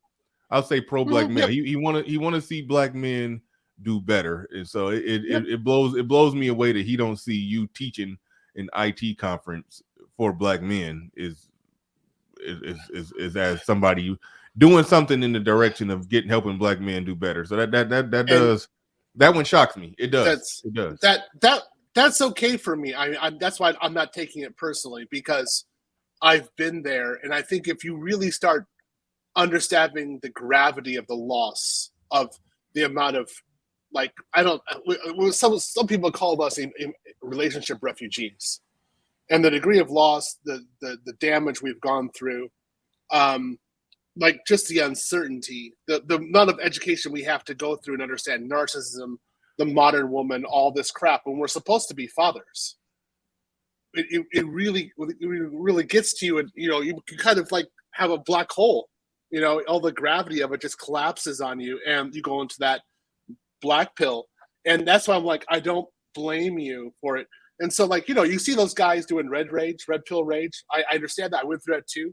But there's another stage you get later on, which I think is really the black pill. And you have to go through it as well. And so this is why I'm like, look, man, hats off to you. I'll give you a hug. I've been through there. I'm not going to give you any crap. I'm going to go do my thing. I'm going to make sure get some productive people, get them into different careers, help them out, get those bonds moving, we'll get some financial relationships going on. By next year, we'll have some things moving. We'll have results. Ramil, wherever you are, we'll be waiting for you when you come back. Oh. All right. I'm trying to read your name. Look like it says Rayology in the building. Welcome to the show. And you got to unmute yourself. You got the floor. You got the mic. What's good? Yes, sir. What's going on? Yeah, I was trying to get my camera tripod set up, so I'm like, dang, they keep breaking down. So I'm like, I'm just gonna hold it and you can look. So figure y'all camming up, I'll do the same. So yeah, man. But first time to my channel, by the way. Keep up the good work, and I'll keep checking out your content. And just based on kind of no problem. Yeah, it's just a lot going on out here in these spaces. Unfortunately, I try to kind of just sit back from an observational standpoint, but I can say from my own perspective, I've had to kind of had some run-ins before with certain guys trying to have a beef before as well. So I'm kind of one that's kind of versed into a lot of what y'all talking about even now. And it is unfortunate either way, that there's like back and forth, and what you see is like the female audience, they feed off that as well, because you might have guys that been pandering to them, and it's like, but to be honest, it's like, even though it does suck that you deal with a dude that got some feminine tendencies, it's still worse to get an L from a female online. Whoa, hold on, what you talking about? Oh, just overall, like the way you might have certain guys come at you online, like especially with the beef and all that stuff, you know what I'm saying? Like at their channel, they'll be talking about you here and there. But I'd say it's still worse to have a female come at you a certain way on these YouTube spaces. So it's like with guys, eventually they kind of fizzle out eventually. But just to have yeah, when most men have they look conflicts on these spaces, normally it end up getting resolved, or just be two people just go a while without really talking to or dealing with each other. I don't know what you meant by the feminine energy. I didn't catch what you was going about. Okay. Oh, no worries. I'll explain. Well, just because to me it's like when you got guys that it's like just arguing back and forth, it's like you arguing with a female in many ways, man. And it's like you kind of want to have a certain logical standpoint, and you have your differences, I have mine. Okay, we have somewhere we disagree. We're either gonna come to an agreement, or we could just say, okay, we'll leave it there on the table and keep it moving. But what I find is that you have some guys that are just still troll other guys Yep. long after the situation either was unresolved or resolved. You know, you thought you had a resolution, and you realize no, the other guy he ain't quite done with his shenanigans and stuff. Yeah, that happens a lot in this space. Guys, they keep it going for way too long. It don't end up being all right, we disagreed on a panel, it kind of carried over. We talked a little junk, made a couple response videos, called each other a few names, and then it's over. It end up keep going on. Grudges get held for a long time, and yeah, so it turned into some nonsense. But like I said, Oh yeah. I'm hoping this blow over. Now, your channel name is Rayology XM, right? Yes, sir. I think I just dropped a link to your channel in the chat room. Moderators, y'all can pick that up and Appreciate it. drop the brother's link into the chat. Yeah, it's crazy. It's wild. It's wild. I don't Yeah. even. I'm gonna I don't- be actually talking about that on a live stream later on tonight because I think it's based on a terminology that I didn't come up with, but I'll introduce out here, and it's called Hyenaism. Uh-oh. Yeah. So I agree. Elaborate, Yeah. elaborate on Hyenaism. Mm-hmm.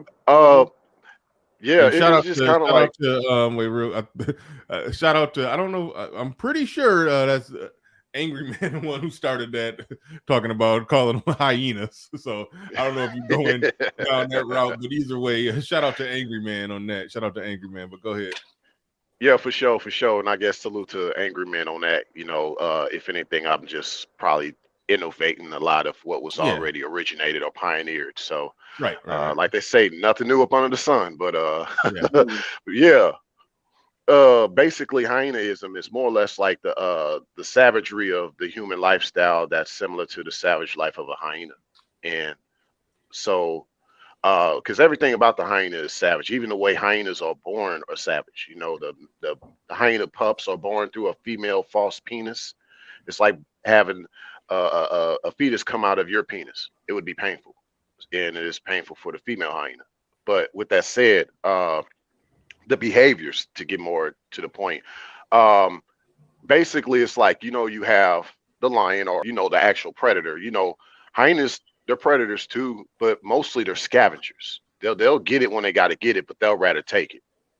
And so what you see is you got a lot of guys out here, whether online or offline, they're willing to basically take what you work hard for. They're willing to try to steal it, bully it away from you, or hijack it, copy it, make it seem like it's theirs.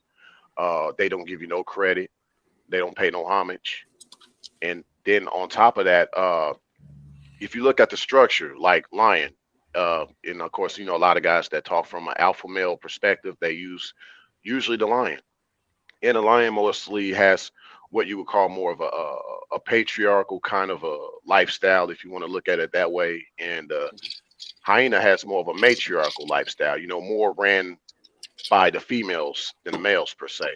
And so their whole behavior is dictated based on their social structure. And so you see a lot of this with guys out here who I think got these hyenaistic ways, this matriarchal type of a way, even to a certain extent egalitarian. Just more or less. Yeah, go ahead. No, I No. agree. Keep on going. Yeah. I agree. Oh, okay.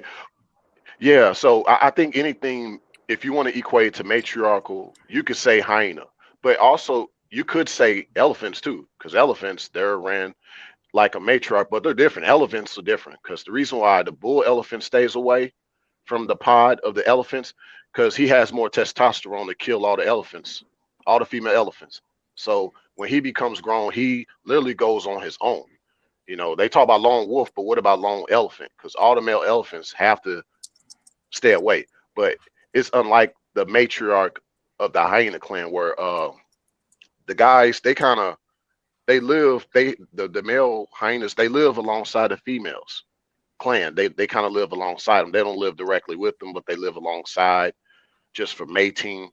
But they still are led by those females. And I think a lot of guys in these spaces, and even offline, like, you know, even with, you know, my condolences to Young Dolph and things like that.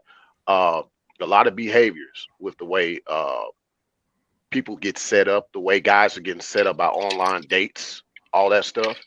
There's always a female behind it. Yeah. You know, even All right right, now. let me push pause on you for a second. Yeah, sure.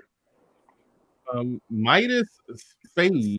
What the hell is going on here? Why am I seeing here? Look like you got. Look like you got. One sec. Let me yeah. What? And that's as good as I could pretty much get it on here. I was actually starting to get into streaming, but basically what I'm seeing is that Eve is being. Hold on, wait on. I wouldn't pass it to you quite yet. Hold on, wait. Let me. I'm gonna mute you.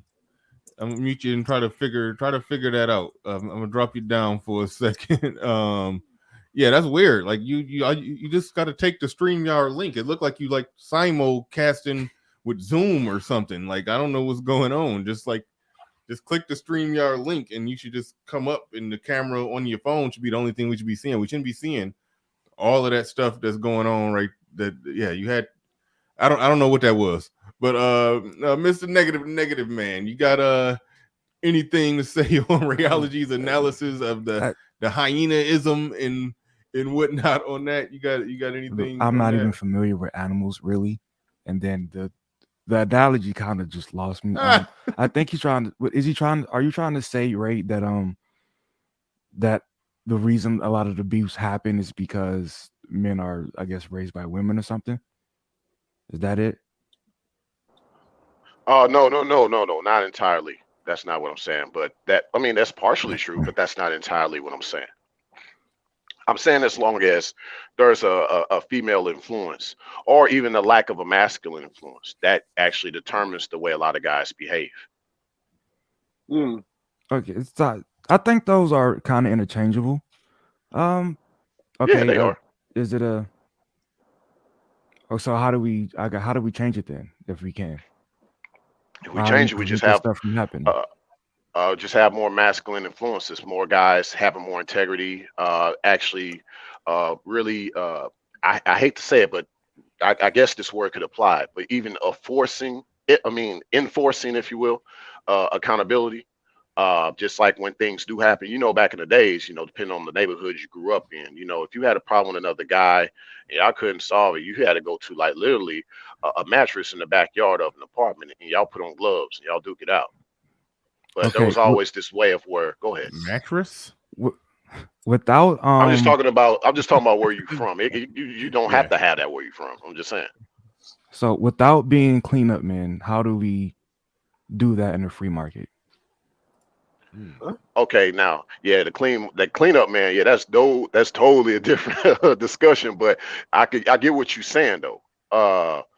Even without being cleanup man, once again, that goes back to accountability. most guys don't like to talk to other guys about they do talk about their business only like if, I'm smashing another chick and all that stuff. But it's like, okay, does she got kids? Do she have kids? Okay, you find out she got kids. Oh, bro, don't do that. Simple as that. Yeah, but if we're enforcing accountability in a way that would allow for more masculine presence, less of a feminine presence in a boy's life, the only way I can think of that can happen is if we all have to be cleanup men. That's the only way I can think about it. No, I don't agree with that, but I don't agree with that. I'm not saying don't do it. I'm just saying that's the only way I can see it happen in the free market. Wait, hold on. Let me say this. It sounds like you was a low key advocating for it. So you ain't. No, I'm not advocating for it. I'm saying that's the only way I can say it happening in the free market. Yeah, if he's saying basically, the boys that not future generation of young boys to be born, but the boys that are in existence right now, in order for them to have more masculine presence, in their life, that men would have to go and get with these baby mamas and do the job of the man who bust a nut. That's basically the only way you're saying that would be possible. No. That's what I'm asking. How do we do it without? That's what I'm asking. Well, you want to get it, Bernard? Go ahead, get it, Bernard. Go ahead. I'll just say that's not what he's saying is not a viable option. But how else do you do it with the current boys? Now I can just say that it just may be a generation loss. Thank you. That just may be what it is. But yeah, they're lost. Yeah. Yeah, They will find their way somehow. Right. I think they need to find functional families and attach to them. So that's what I did when I was growing up. My family was highly dysfunctional. I knew this, so I found a functional family that. Wait, hold on, time out, real quick. Old country boy, don't come in here with some bullshit. Nobody up here was advocating for it. Everybody objected to it, even the person who initially said it. So don't come in here trying to make it seem like we saying some shit that we not saying. All right, back to the regularly scheduled program. All right. Okay, so I went out. My family was dysfunctional. I went out and found a functional family who had functional jobs and functional environment, and I basically grafted myself into them. So I would be there at least once a week. I was in the same classes as their son, and we were best friends. But I actually really got really close to his parents and his family structure, and I took that from them, and I pretty much rejected my own family. But by doing that, I actually got me into university. I got full scholarship into the university with that process. So that's what you have to do. And I've actually studied this about how kids from dysfunctional families can make it, and it is partially by abandoning their family and grafting themselves into something else. It works. At what percentage rate though? That's the issue. Like we all know, like, okay, a lot of us came from single mother households, and a lot of us are sitting here, successful, despite of it. So yes, it can work, but it's hard. It's hard. You can't make it work in a scalable way. Like, hey, this will work. No. A high percentage of them is going to be lost. It's almost like you have to. Yep. You have to abandon the concept of the group in some collective thing and just say, hey, I woke up, I realized what it was, I saw the scoreboard, this is what I did to change things. And maybe you can grab some other black man or young man by the shoulders, by the collar, and shake them and be like, this is what you need to do to right yourself. And it turns into a question of, is this person too far gone? Is it because, Yeah, because shout out to just last thing I'll say on this. I've heard BGS talk about this a lot, where he was basically saying people talk about what black men need to do, and then he points out, and I dismissed it, not dismissed it, but I didn't accept it when I first heard him say it. I'm paraphrasing him probably horribly, but it was something along the lines of people they keep talking about what black men need to do, but look at how black boys are raised. And the way that they're raised results to them reading at a level significantly below their grade level. These boys become adults. A lot of them completely unequipped to compete in this world. But we're going to, despite of all that, we're going to yell at them and order them to do something that they've been raised in the most broken way not to do. And I rejected that when I heard it, because I'm like, no, you're a man, no excuse. Get out there and make it happen. But on a large scale, it's going to be a percentage that just not going to have it. And so it's a tough one. It's legitimately a tough one. Yep. Go ahead. Yep, it is. Yeah. Oh yeah. I was gonna say, and shout out to you. What's Theo, yeah, because I got like a similar story to yours, especially with my little brother, with the whole orphanage thing. So I totally can relate to that.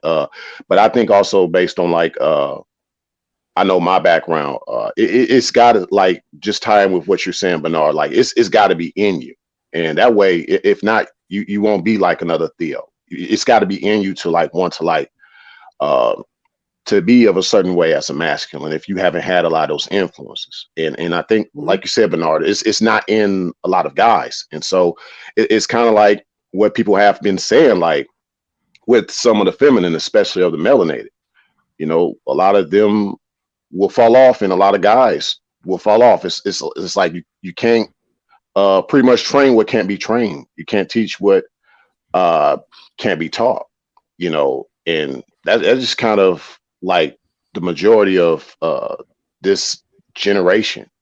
So it's like, really, if most people had content, and it's not to shoot at anybody, like even myself, like I'm trying to go in a more futuristic direction, whereas you speak more outward, so you make your content more like a time capsule, to where like, hey, I got the secret sauce, I got the secret the messages like that, hopefully like you know, people can aspire to in the years to come, because pretty much right now a lot of folk ain't gonna get it, you know, and it's like you waste your time with most people.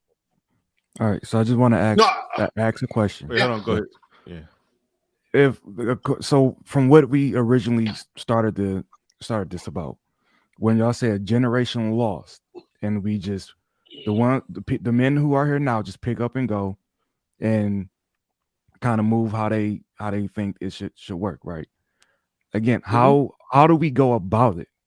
How do we go about just having a generation lost, and then we pick up and move and not have it follow behind us? We have to create structure. That's the first thing. If we do not create a strong structure, then there's no way we can even start to do saving. So we first create the structure.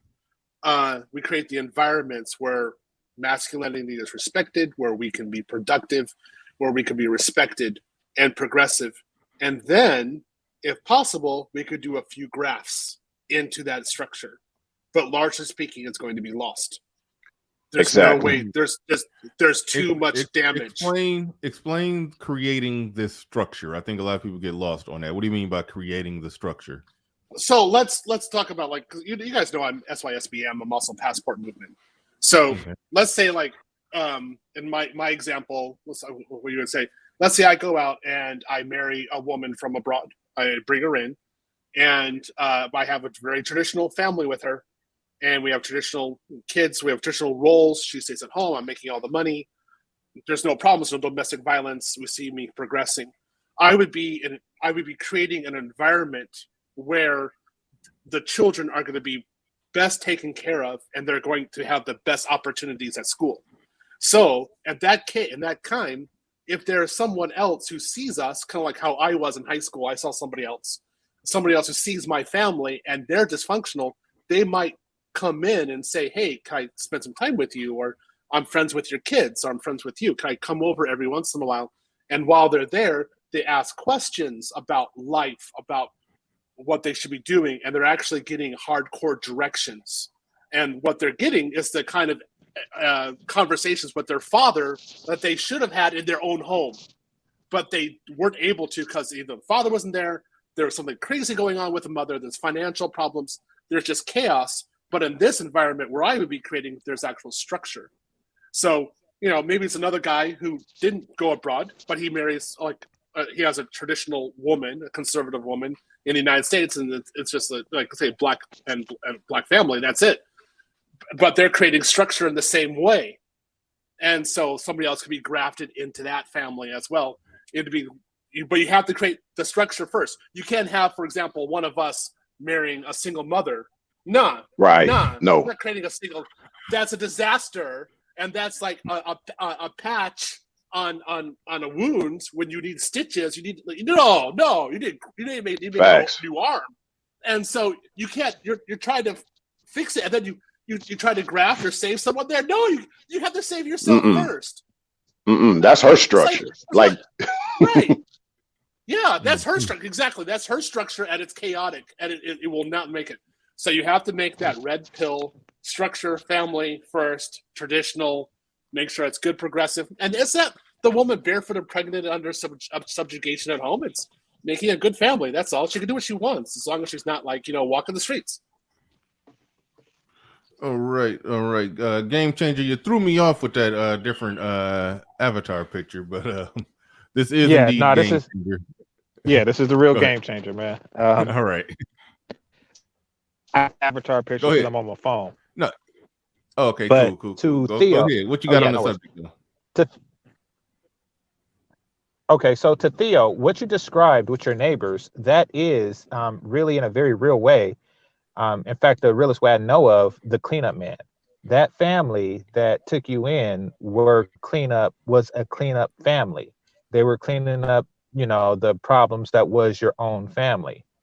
Now, I'm not saying it's a bad thing, and it most certainly wasn't a thing for you on an individual scale. However, if you were to roll this plan out, throughout the community or throughout the nation or whatnot, if this was to become common, then what it does is it creates a mentality. It creates a mentality that encourages single motherhood and allows.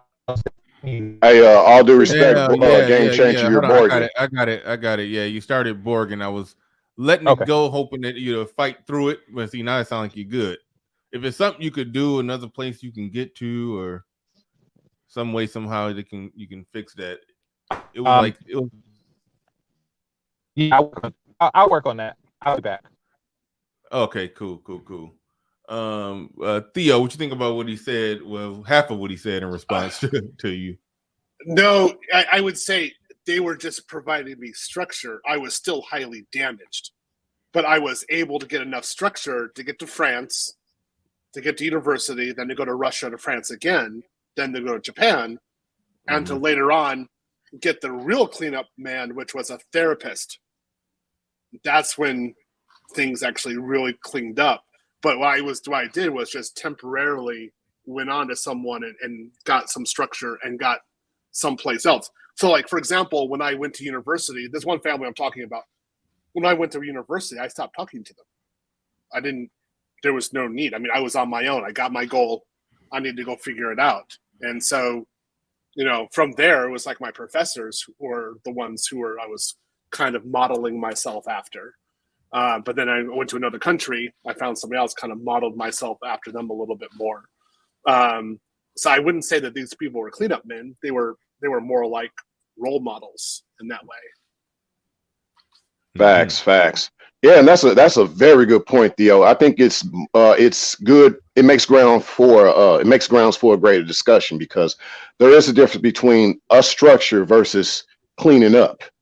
I think there's a major difference, because you went to them. It wasn't like they came to you, and what do you see with a lot of guys out here? Like, because I get, what the other guy was saying earlier about, what do we do about this current generation? Well, it's kind of like, you're saying we got to clean up this current generation. No, it's like, okay, you're doing a structure, and there's a certain way, and only a few will show up. It's kind of like, even when they say, you'll hear females out there, they be like, build and we will come. Like, come dirty? No, that's not what structure means. We're not building so you could come corrupted like you are, and like all of a sudden you're going to automatically be submissive. No, that's not what this is about. And yeah. No, I entirely agree with you. And if you like build it and they will come. No, for the most part, we see in the States, build it and they will try to tear it down. They will do Order 66, and they'll come after you and try to destroy everything that you have. So you actually have to protect yourself if you build the structure and make sure that certain people are not permitted. That's why my HOA has gates around it, like that. We have structure. We have to make sure people from the streets don't come off here and start doing stuff. Game Changer's back. I agree with Game Changer. Like, I know y'all said it's a structure, not cleaning up, but your structure can still involve cleaning up, just like a different. You can say it's a better way to do it, but it's still, to me, it looks like it involves. How? Let me explain clean up. Yeah. That kid, I know you look at it as like you're going to help that kid, get a better life, but it's also possible, not guaranteed, but it's possible that when you all do this, those kids could just infect your kids and take them down, bad road and so forth. So it's a method of cleaning up, but it can still say it's just a different way to do it, more efficient, I guess, because you're not doing it. So when I was dating single mothers, I actually was cleanup guy. So I was going through there using finances, money, and time and effort on a daily basis in order to build in structure and go in there. But in that case, you don't have authority, and you can't do the true cleanup that's necessary to do. So you always have to relent to the mother but your money is there, and it's not doing anything like that. So you just have to either sit there and go the entire way and put your money and your efforts into her structure, which is chaos, or you have to go break off and say, I'm doing my own structure. That's it. I'm doing my own way. That's what Drake did. That's what Drake did. That's why I said it's more efficient, because it's still a method of cleaning up, but it's just more in your control. It's still the same. I see it the same thing, and I think we just continue to see it differently. The major difference is that it requires the child's consent with what Theo goes through in a general stepdad situation. The stepdad is the mother choosing the cleanup man, while Theo's situation is the child, when you were a child, choosing the cleanup family. And it's nothing wrong with that, Theo. As I was trying to say before, it was nothing wrong with that on a small scale. But once it starts becoming such a commonplace that women start, women and men start breeding irresponsibly, expecting the neighbors to take care of them, then it becomes ridiculous. Now, I know something like that seems absurd, but we have seen it, in the Black community. We have seen the mentality to where I'm going to do wrong, expecting others to take care of it. You, because of your age, it was a small scale thing, one family that's a little dysfunctional and another family in a neighborhood of functional families, helped with that. Now that's not the case. Now it's, a larger amount of dysfunctional families, and they're never going to learn. That's the problem. They're never going to learn. They're going to make a mistake, and then somebody else will fix that mistake. A lot of these problems are not fixable. Hold on. Hold your thought, Theo. Shout out to Dane C in the building. He says, is a man volunteering to be a mentor or Black male teacher to help children considered a cleanup man? Black male teacher, no. Mentor, because he's getting paid. Yeah, it's some wiggle room in there to call him a cleanup man with the mentor situation, but no, a teacher, no, that's his job. So yeah, I don't know if anybody want to say anything on that. Yeah, I do, because I am a mentor. Okay, cool. Yeah, you go ahead, and then I'm passing it back to Theo, because I know Theo, just hold your thought, Theo. I know you were trying to respond, but I did want to address the super chat before it got old and we got far away from it. All right, go ahead, GC. Okay, so helping people who are willing to help, helping people's kids, who are willing to help their own kids but simply incapable of doing so, is one thing. And however, I don't want to do anything that would encourage the unwillingness. See, I'm a mentor when it comes to math and science, and we talked about this behind the scenes, Bernard. Oh, yeah, that's great. Yeah. So I'm a mentor when it comes to math and sciences to parents who are effective and competent parents who are most certainly willing, and they do guide their children in the right direction in every means that they are capable. However, they, like most Americans, simply aren't good in math and science. So I have no problem stepping in that particular circumstance, but I don't want to encourage a mentality of dependency and just poor parenting. Mm-hmm. You do this for free, this mentoring, or I don't even know if that's mentoring or tutoring, I guess. Yeah, that's another word. That. Yeah, you could call it whatever you want to call it. I get a group of kids. I have a group of kids that I do science demonstrations and math tutoring for. So, I mean, I call it mentoring because I do the science demonstrations, which isn't really tutoring, but there's tutoring in it. Oh, okay. No, but call it what you like. Do I get money? Nothing worth it, because I have to drive to the hood to do it, and it's and they just like give me gas money, and sometimes they'll put in on the necessities for the experiments. But nah, it's all me. Yeah, and that's the they're having to go back to the hood. That's all. No matter how much they paid you, you're still taking a loss. You going back to the hood. Anyway, I'm joking. Man. But Theo, you was about to say something. No, so in my case, I actually went across town. So I went from the lower class community to upper middle class.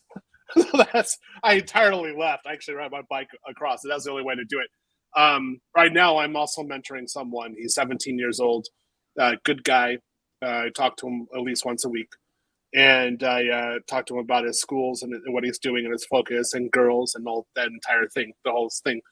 And I kind of sit back and I'm like, wow, I wish my parents had talked to me about physics and programming when I was in high school. They never did.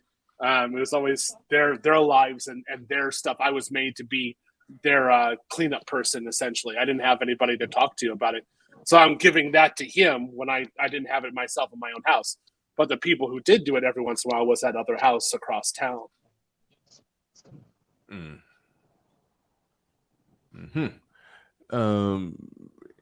Anybody else want to jump in on that? We was going back and forth on the difference or distinction between somebody ultimately being a cleanup man and I do understand.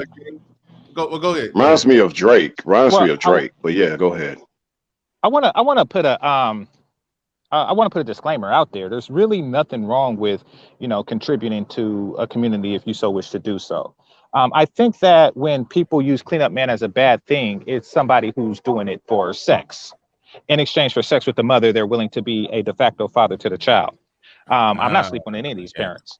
So, it's something different in my case. And like Theo, it wasn't an individual family that was like that. Mine was pretty decent. They had its problems, but it was pretty decent. But Theo, were you in Mesa? Mesa? Oh, I should have been. No, I was not.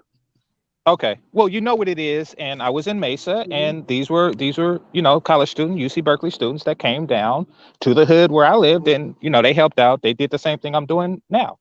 So it's just something that people do. And, none of them was trying to do my mom or anything like that. So, I mean, it wasn't ill intent.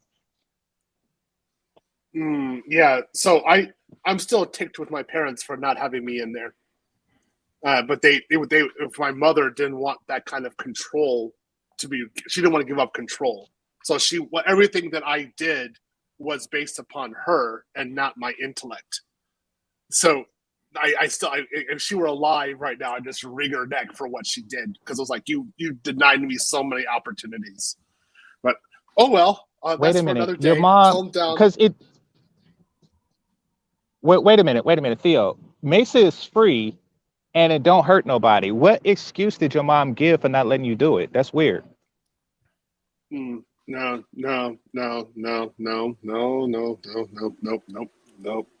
Can't talk about it. I'm just curious. No, don't talk about it. But I'm just curious. I'm actually going through a therapist with this right now. Yeah, we're talking about this kind of topic. It's it's in relation. Yeah, my bad. We can move on. Yeah. No. You're actually, that's a correct statement. I understand where it is. It's producing extreme anger within me right now because I understand just how bad the situation was. So, anyway, go on, Pat. Next step. Sorry, you got a current event thing going on with me right there. Okay? My bad. But yeah, it is. I can see why that would be a sore spot. Your mom basically said, "Nah, you can't make no popsicle stick bridge," is for no reason at all. Is what I'm getting, but I'm not gonna push it. But that's just like, damn. So basically, if anything that I did that was intelligent, it was because she was a white mother and that she was leading this black kid to be successful. And so I had to go along with this narrative. And this narrative was actually an entrance into a very dark world that this is where I need the third level of therapy right now. This is the third time I'm in it. And I actually recognize how bad it was. Like what she was actually doing, I had no idea. So that's why I didn't have Mesa. I had psychologists when I was therapists when I was younger telling me that I was supposed to go to this kind of group, that I was totally gifted, and my mom didn't listen to it at all. And she said, it's all because of her, and that I needed to be with her in order to continue to be intelligent. It was one of the most abusive, destructive decisions she could have possibly done. Sigmund Freud. It was horrible. Yeah. Yeah. Wow. Sigmund Freud, man. Sigmund Freud. Mm-hmm. I could easily go there. That's right. No, believe me, the therapists are going there. Yeah. So, actually, it's perverted, man. Perverted. Yeah, Yeah. That's how I be, man. Yeah. That's how I be. So that's why I actually had to. I'm glad that when I was younger, I grafted myself into another family, and that was a smart thing to do. I didn't understand how intelligent it was, but it was actually How good. did you? I forgot. I know you kind of explained it earlier, but like, what was the breaking point that allowed you? Well, okay. Let me ask this: how old were you when you separated from your mom and went to the other family? 14. Was that around the time she died, or was that No, she died when I was 34. Okay, so no, at 14 you just left up out of there, and like how did you? No. Basically, it's that when I was 14, I was allowed to ride my bike through the entirety of the city, not just part of the city. So the upper middle class was outside the boundary of where I was allowed to ride my bike. So once I was able to ride my bike to upper middle class, I went to my friends' houses and I could hang out there. So then every once in a while, I wouldn't do it all the time because I knew what the rules were. So every once in a while, I just go there and they'd invite me over for dinner and then they just talk. And that would just be when I saw what was going on. I saw what their structure was, and I was like, "Oh heck yeah, I'm going to go with this." But I couldn't abuse it. I knew that, and so I wasn't going to because, of course, I'm loyal to my family. But I know that there's a problem, and I needed to get instruction from someplace else. So that's what I did, and that was one of the smartest things to do, and it actually kept me away from drugs, alcohol, getting with loose women, all that kind of stuff, because I actually had somebody listening to me. Also in church, it was very much the same way. I had an elder in my church who kind of took me under his wing, and he was the president of the bank, the local bank. And every once in a while, he would take me out for pizza and sit there and talk with me about my life and what I was doing and my choices. And so when I was 15 years old, I actually got arrested for something. I had to go on probation. I had to get cleaned up.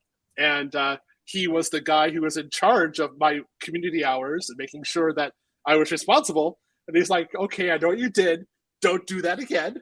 And he's like, "Okay, I will do it." And then, but also, I got to go to his family and see what structure was and see what the way I was supposed to live. And I was like, "Okay, all right, this is it." So that kind of structure, that kind of grafting happened until I went to university. Once I was there, I didn't need it anymore. I had full scholarship. I was legit. I was set. I just had to go copy other people over there. All right. Black Wolf Inc. in the building with the $10 super chat. And hey, what I emailed you about, that's still on. I'm gonna try to get it all squared away by the end of the night. If not tonight, tomorrow, definitely. And yeah, we'll talk. But shout out to Black Wolf Inc. He says, "Salute, Captain," and shout out to my Fresh and Fit Mod Squad member and brother in arms, Theo Waff. It's over 9,000. Hit my music, absolutely. Where is it?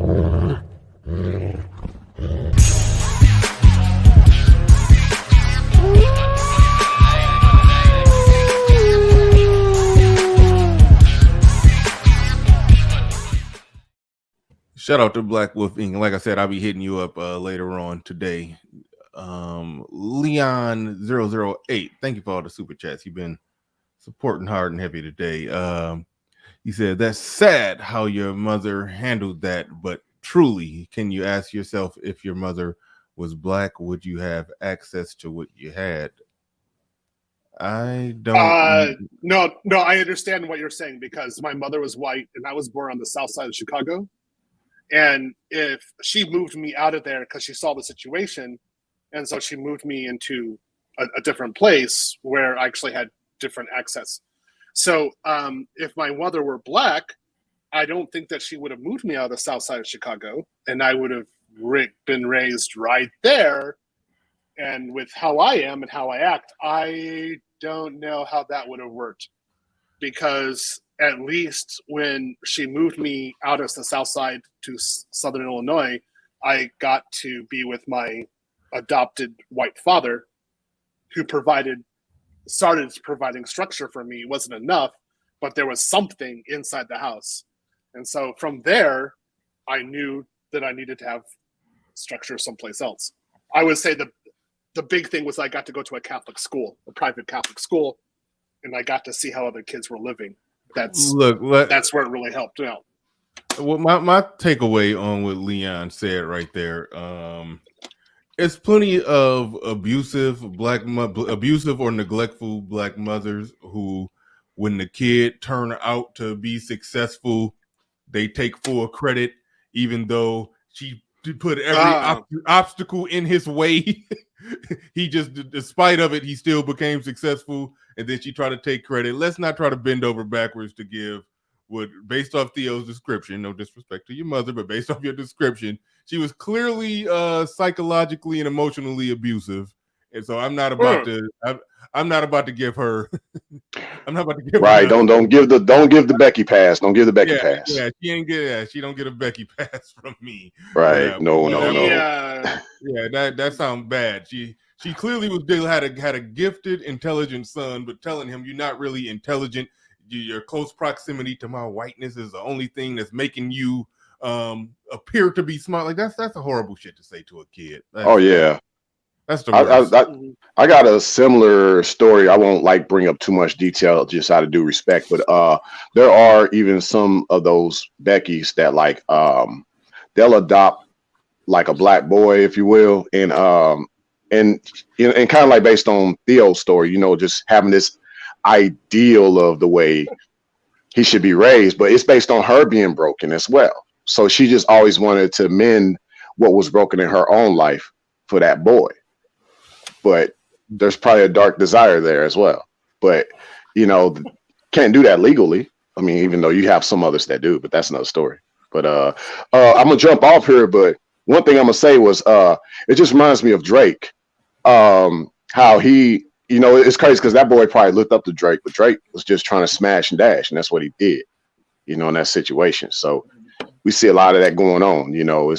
It's not only just not putting up with a lot of single mothers. It's like, avoid them if you're not even trying to, I guess, take on that role as the cleanup guy in that life with that mother. Basically like what Theo said, you trying to be a part of her structure when you should have your own.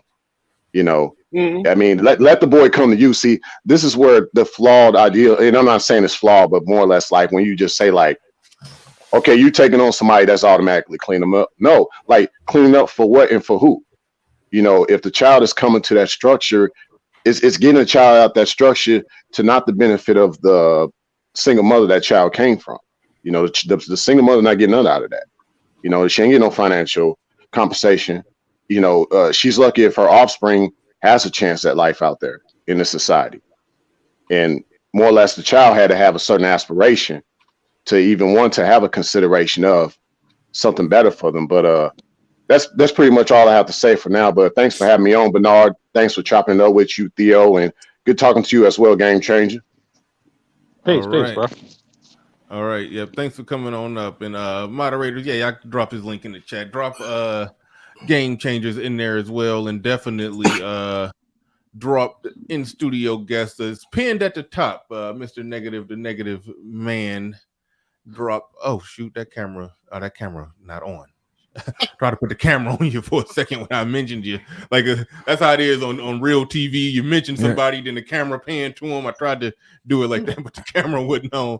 But his link is in the pin to the top. His link is pinned to the top. So y'all make sure y'all definitely drop that. There I think there it is right there. I just dropped it too. So if y'all need to copy and paste that so y'all can drop his link in the chat as well. But all right, we got OG in the building. What's going on? What you got? Hey, what's going on, man? Everything is okay. What's going on, Theo? And what's going on, Ronaldo? And Same Changer. What's happening this morning? I see y'all. It's Chain Gambler. It's Chain Gambler. Chain Gambler. Okay, I got you. Yeah. All right. But anyway, Theo, I kind of understand you now. You got a little background on you, so I kind of understand you. Matter of fact, you could be a poster child of anyone can be successful with just that little bit you share with us. So, but I'm having a problem with some of the that y'all might be saying, and I think the problem lies in, I have seen many sport figures, coaches, police officers, you have stuff like PAL. I have seen a lot of these guys, firemen, spend a lot of time with these same type of children you're talking about who come from single households, and then still disciplining in them, direction, and everything else, and don't care anything about pumping and dumping their mothers or something like that. I think that, everybody don't have the same journey, man, and there's no one way of fixing anything on this planet. And so I think y'all don't leave, y'all speak in the all, and I think that's where your problem comes in, because there's nothing ever been solved in this world with the all. And maybe I'm just OG. Let me interrupt and say Oh. this. Do you know the fee to get OG off the panel? It just dropped down to $100. it just dropped down to like 37 cents. Just well, and here's why the price reduction, OG, because you say that we shouldn't have this all mentality, but you preferenced it with anybody can do it. Theo is gifted. Not anybody can do it. And Theo, that was going to be my second statement before you interrupted me. That was going to be my second statement as I said that before you interrupted me. All right. Okay. If you let me make my touchdown, and I could have landed this damn plane. But since you want to hijack the damn plane, that was going to be a safety. You was running the wrong way. No, but I'm just saying, you call it safety, Bernard. But you know what? A lot of shit that y'all say on these damn internet places, they're limited too. But y'all don't want to listen to nobody else. But y'all have all the solution, but you have most of the problem. That's another goddamn thing too. But anyway, Theo, you are just like my brother. We on a different. You're just like my brother. And he was gifted, and he's gifted just like you. He did a couple things for IBM, Cole, Patton. So he come from that same lawn that I came from, but he just happened to have my mother who was willing to let him float, let him do what he does. My brother spent most of his time when he was coming up reading nothing but comic books. And I used to laugh at him. And he picked up a comic book one time. And he said, well, tell me what that word is. And I couldn't even get the first syllable out of the word. He said, never laugh at somebody because you think they're doing something that you're not interested in. It could be motivating them to do something else. And that was my younger brother. So I do understand, and that's what I wanted to say. You are gifted. But you got to understand, you might be 1 out of 2 million. You know what I mean? And when it comes to the black community, you might be 1 out of 50 million. So you are a very special person. And I feel for you that you had the experience, but even though you experienced them things, it made you who you are. It made you to be able to think the way you think now, even with your education and everything. It's like a baby who falls just before it takes that first step, and it keeps trying until it takes that first step. That fall have taught that baby balance in life, and you probably have more balance in life than a lot of these brothers ever would on this internet. So I can give you that. This is what I hear. Okay, OG. Hold on, wait. Hold on. This is what I hear when OG start trying to talk to somebody. It makes some sense. Hold on. Say about you. They're going to try to belittle you. They're going to try to cellularize your name. They're going to try to sabotage you. They're going to just try to do anything they're trying to do to destroy you. I'm trying to tell y'all, don't worry about what people say about you. They're going to try to belittle you. They're going to try to cellularize your name. They're going to try to sabotage you. They're going to just try to do anything they're trying to do to destroy you. I'm trying to tell y'all, don't worry about what All right. I just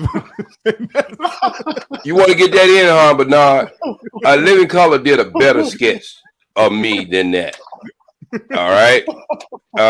Before you get your circumcision, all together. What the hell? Get your what together? I'm still having a mischaracter. You have a miscarriage. Okay? So I can do a hell of a lot better than she could. All right? What the hell is circumcisions? That's what I'm saying. I can do a hell of a lot better than she could. I don't know what circumcision. Mischaracter lies. Hey, do your brother do that too? No, my brother would it. Do your gifted brother speak like you? Well, I speak in code, Bernard. Okay. That's the thing about it. I speak in code. My brother, he writes code, but I speak in code. Huh? E40 Daddy, I'm telling you, he's speaking code too. All right. What game changer? I'm still not convinced you not part of child. What you call it? That part of the childbirth that they get rid of. I'm not considered. I'm not sure you're not there. Yeah, the afterbirth. The placenta that they throw in the pan and toss out. Yeah, I'm still not convinced he's not part of that. Oh. Or he was still born and just came back alive. All right, let's so a stillborn in motion? What the hell?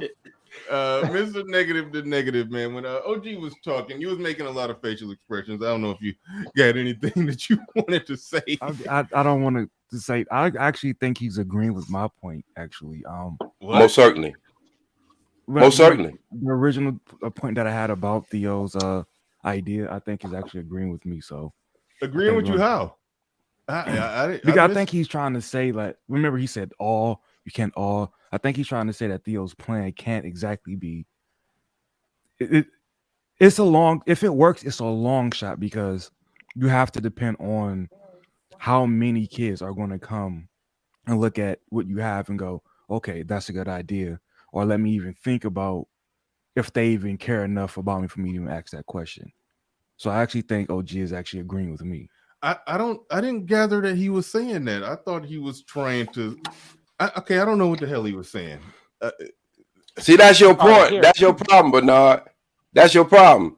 I speak a more smarter language than you because even the man who speaks smart, who is very intelligent brother you're speaking to right now, he can quite understand what I'm saying. You was lost. You was lost in the sauce, brother.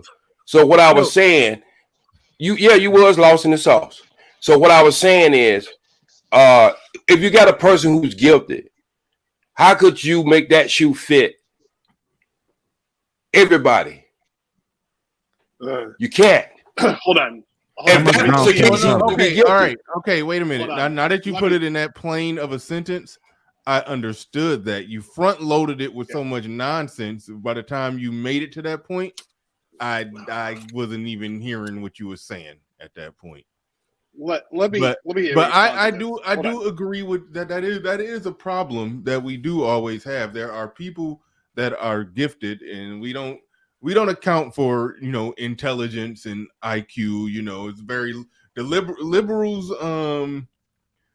Conservatives are quick to say that somebody is just lazy. Liberals are quick to believe that, oh, well, you could teach anybody anything. When it comes to somebody being that high performing to where they're just they just pick stuff up fast.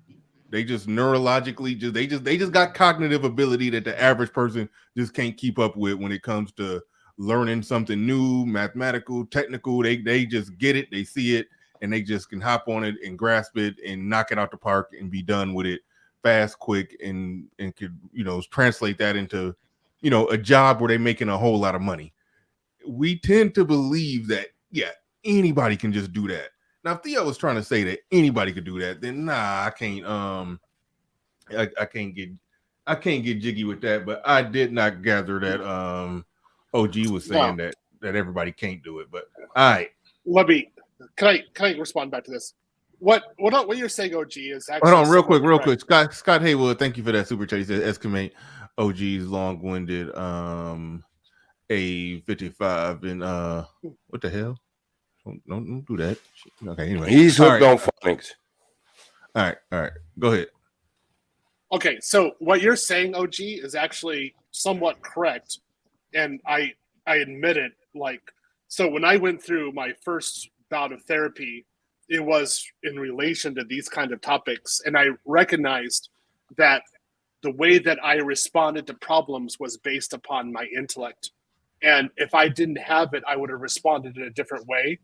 So I needed to be careful when I talk to people about my life, or I show my example, because they may not be in the same boat, and I needed to step back and say, okay, like, I actually have something here.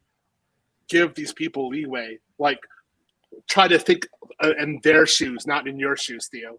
And that actually has helped me. So when I'm doing the Manosphere meetup next week, and I'm going to be teaching about computers, and one of the parts will be on there is mental health, and how when I did therapy, my salary actually increased.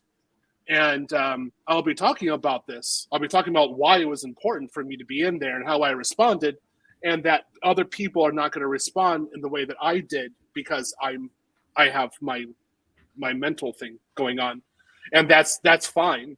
And I actually have to give people leeway and say, hey, look, you might do it this way. This is how, when you get a lot of money, you might go this way or this way. Let's talk about it, and then have the people talk about it in groups. But it's not something that I'm not the standard for this, because I know what my condition is, and I'm going to respond according to how my mind is wired, and that's the way it is, and that's fine. So I agree with you on that point. Wait, hold on, real quick, yeah. OG. Hold on for a second.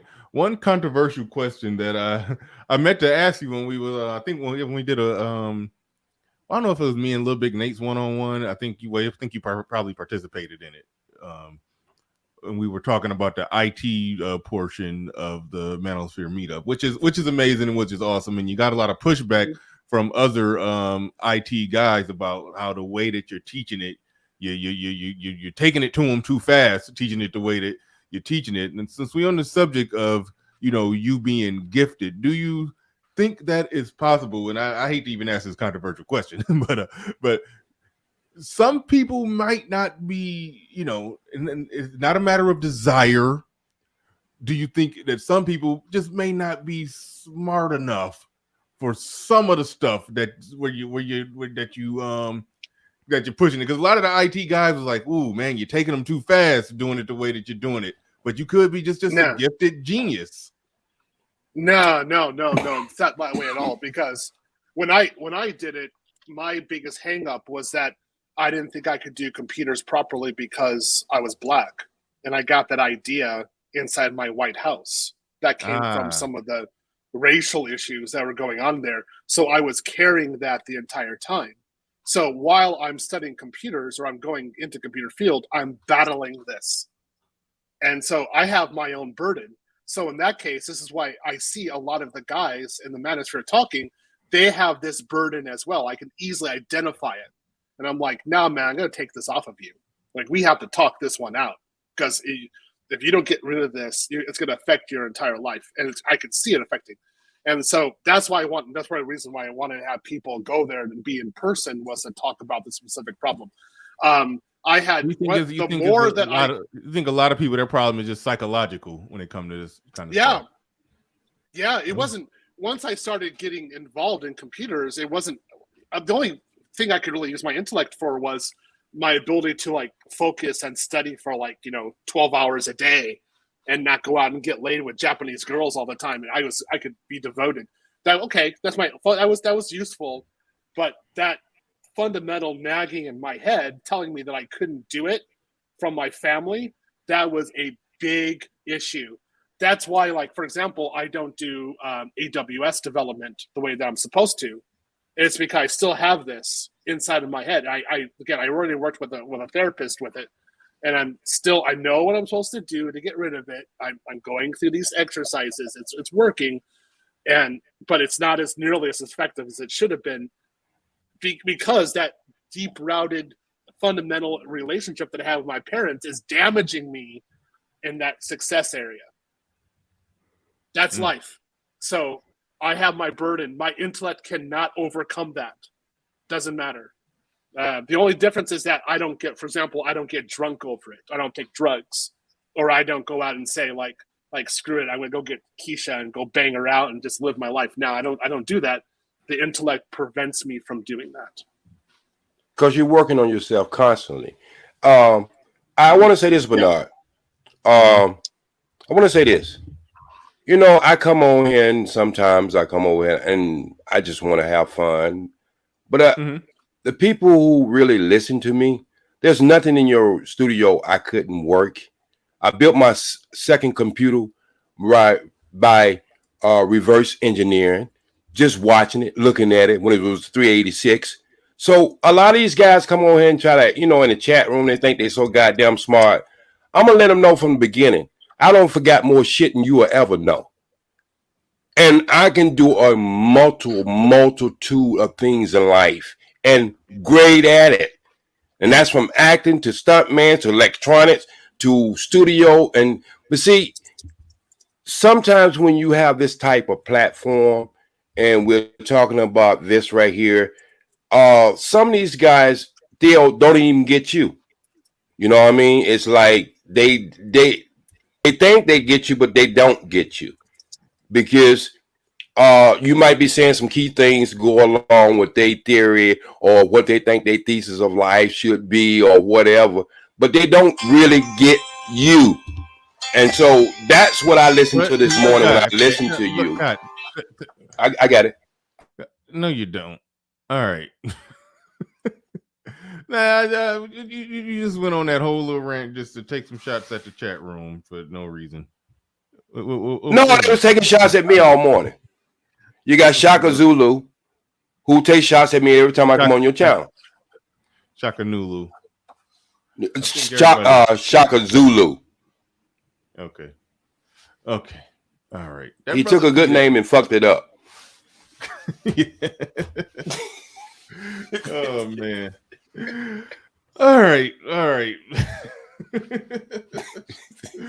Y'all done about did me in. I'm sitting there stretching. I done got tired, man. We getting close about to wrap this thing up. Shout out to KD in the building. But no, I like your stream, Bernard, because I come on here and I say stuff off the cuff about my life, and I just go ahead and say it. I just think it's normal, and then I get this reaction, and I look back on the live stream later on. I'm like, what I just said was absolutely horrible, and I thought it was normal, but it was actually horrible. Like, maybe I should get help for it. Like, well, that's really bad. You said you in some therapy, so that's good. You're getting yourself worked on. You're getting yourself worked out. But we almost at the 3-hour mark, and so we about to wrap this bad boy on up again. Special shout out, special thanks to my in studio guest today, Mr. Negative Man. I'll let you take us. Wait, we got super chats. Oh gee, come on. How you can't mute your phone? I tried. I know old people in technology don't get along. Come on now, but you can. It's just a button, just a mute button. Just one button. That's it.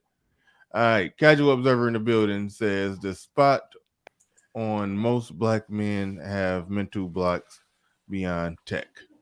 I think I understood what he said. Most men have mental blocks beyond tech. Thank you for the super chat. Appreciate that. Appreciate everybody in the building today. Thank you, Dane C. Says great show. Yeah, shout out to everybody in the building. All right, Mr. Negative, the Negative Man.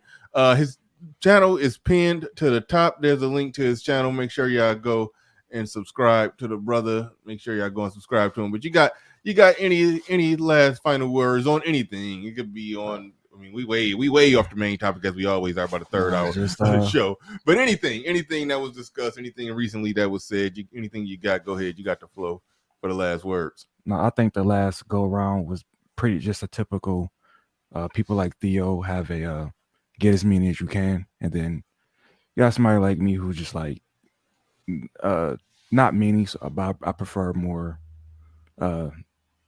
like efficient way of trying to fix a problem. So I think that was the only difference between me and Theo. That's pretty much all I got. All right. You can wait till the end of the show. You can got all soft spoken at the end of the show. You all whispering in the mic at the end of the show. All right, y'all. Listen. I like to thank everybody for coming through here. Hey, I'm you know what? The numbers was low for my channel today, but I'm proud of it because Ramil and O'Shea had a beef going. They both had 600 live viewers at the same time, and we still was maintaining at 200. So man, I gotta thank everybody who hung out with me today. It was definitely some more controversial places to be, but y'all chose to be here. So salute and shout out to all of y'all. I really do. True thank fan. Everybody True fan. who was in. Yeah. I appreciate everybody who was in the building. Hey, Bernard, don't forget. Don't forget. You said don't forget. You ain't even have nothing to say. I was gonna tell you. I was gonna tell you. Don't forget. I don't have one phone. I have 6 phones, so I had to cut them all off. And some ones I do leave on. I'm a man with a lot of different hats, but no, that's what I'm trying to say. I was trying to get off the air. I feel like we're gonna be on the air for too long if I ask you why do your old ass got 6 phones? I'm dropping. Okay, answer that. I'll see you guys. I see you in Atlanta. I see you in Atlanta. I'll see. I got 3 phones. I'll see you there. Bye bye. I see you in Atlanta. OG, you actually coming? No, I say I see him there. My cousin gonna take pictures of him while he's there, and I'm gonna look at the picture. Oh, okay. I thought you was gonna actually be. My cousin's going though. My cousin's going. Okay, cool. Yeah. Game changer. You came up at the last minute. You got something? Oh no, I didn't. I don't have anything. I was just getting my phone into the right place. I didn't know you were ending. But oh no, yeah, I was wrapping up. But all right. Who moved first? Huh? Who moved first? I like his new. I like his new chessboard. I was just saying, who moved first on that game? Nah, that was a game I took a picture of when I was in the chess park. I couldn't get my regular avatar on my phone just yet, so I use this one because it still got chess pieces in it. Well, can I ask you one question then? What's up? Do white always move first? Unless you have coins with. No, unless you have on it. Unless you have house rules, and most black people that play chess with each other do, white goes first. Okay. All right. So it's still the same. Have a good one, Bernard. Thank you. All right. Thank you. Everybody. We are out of here. Peace. We gone.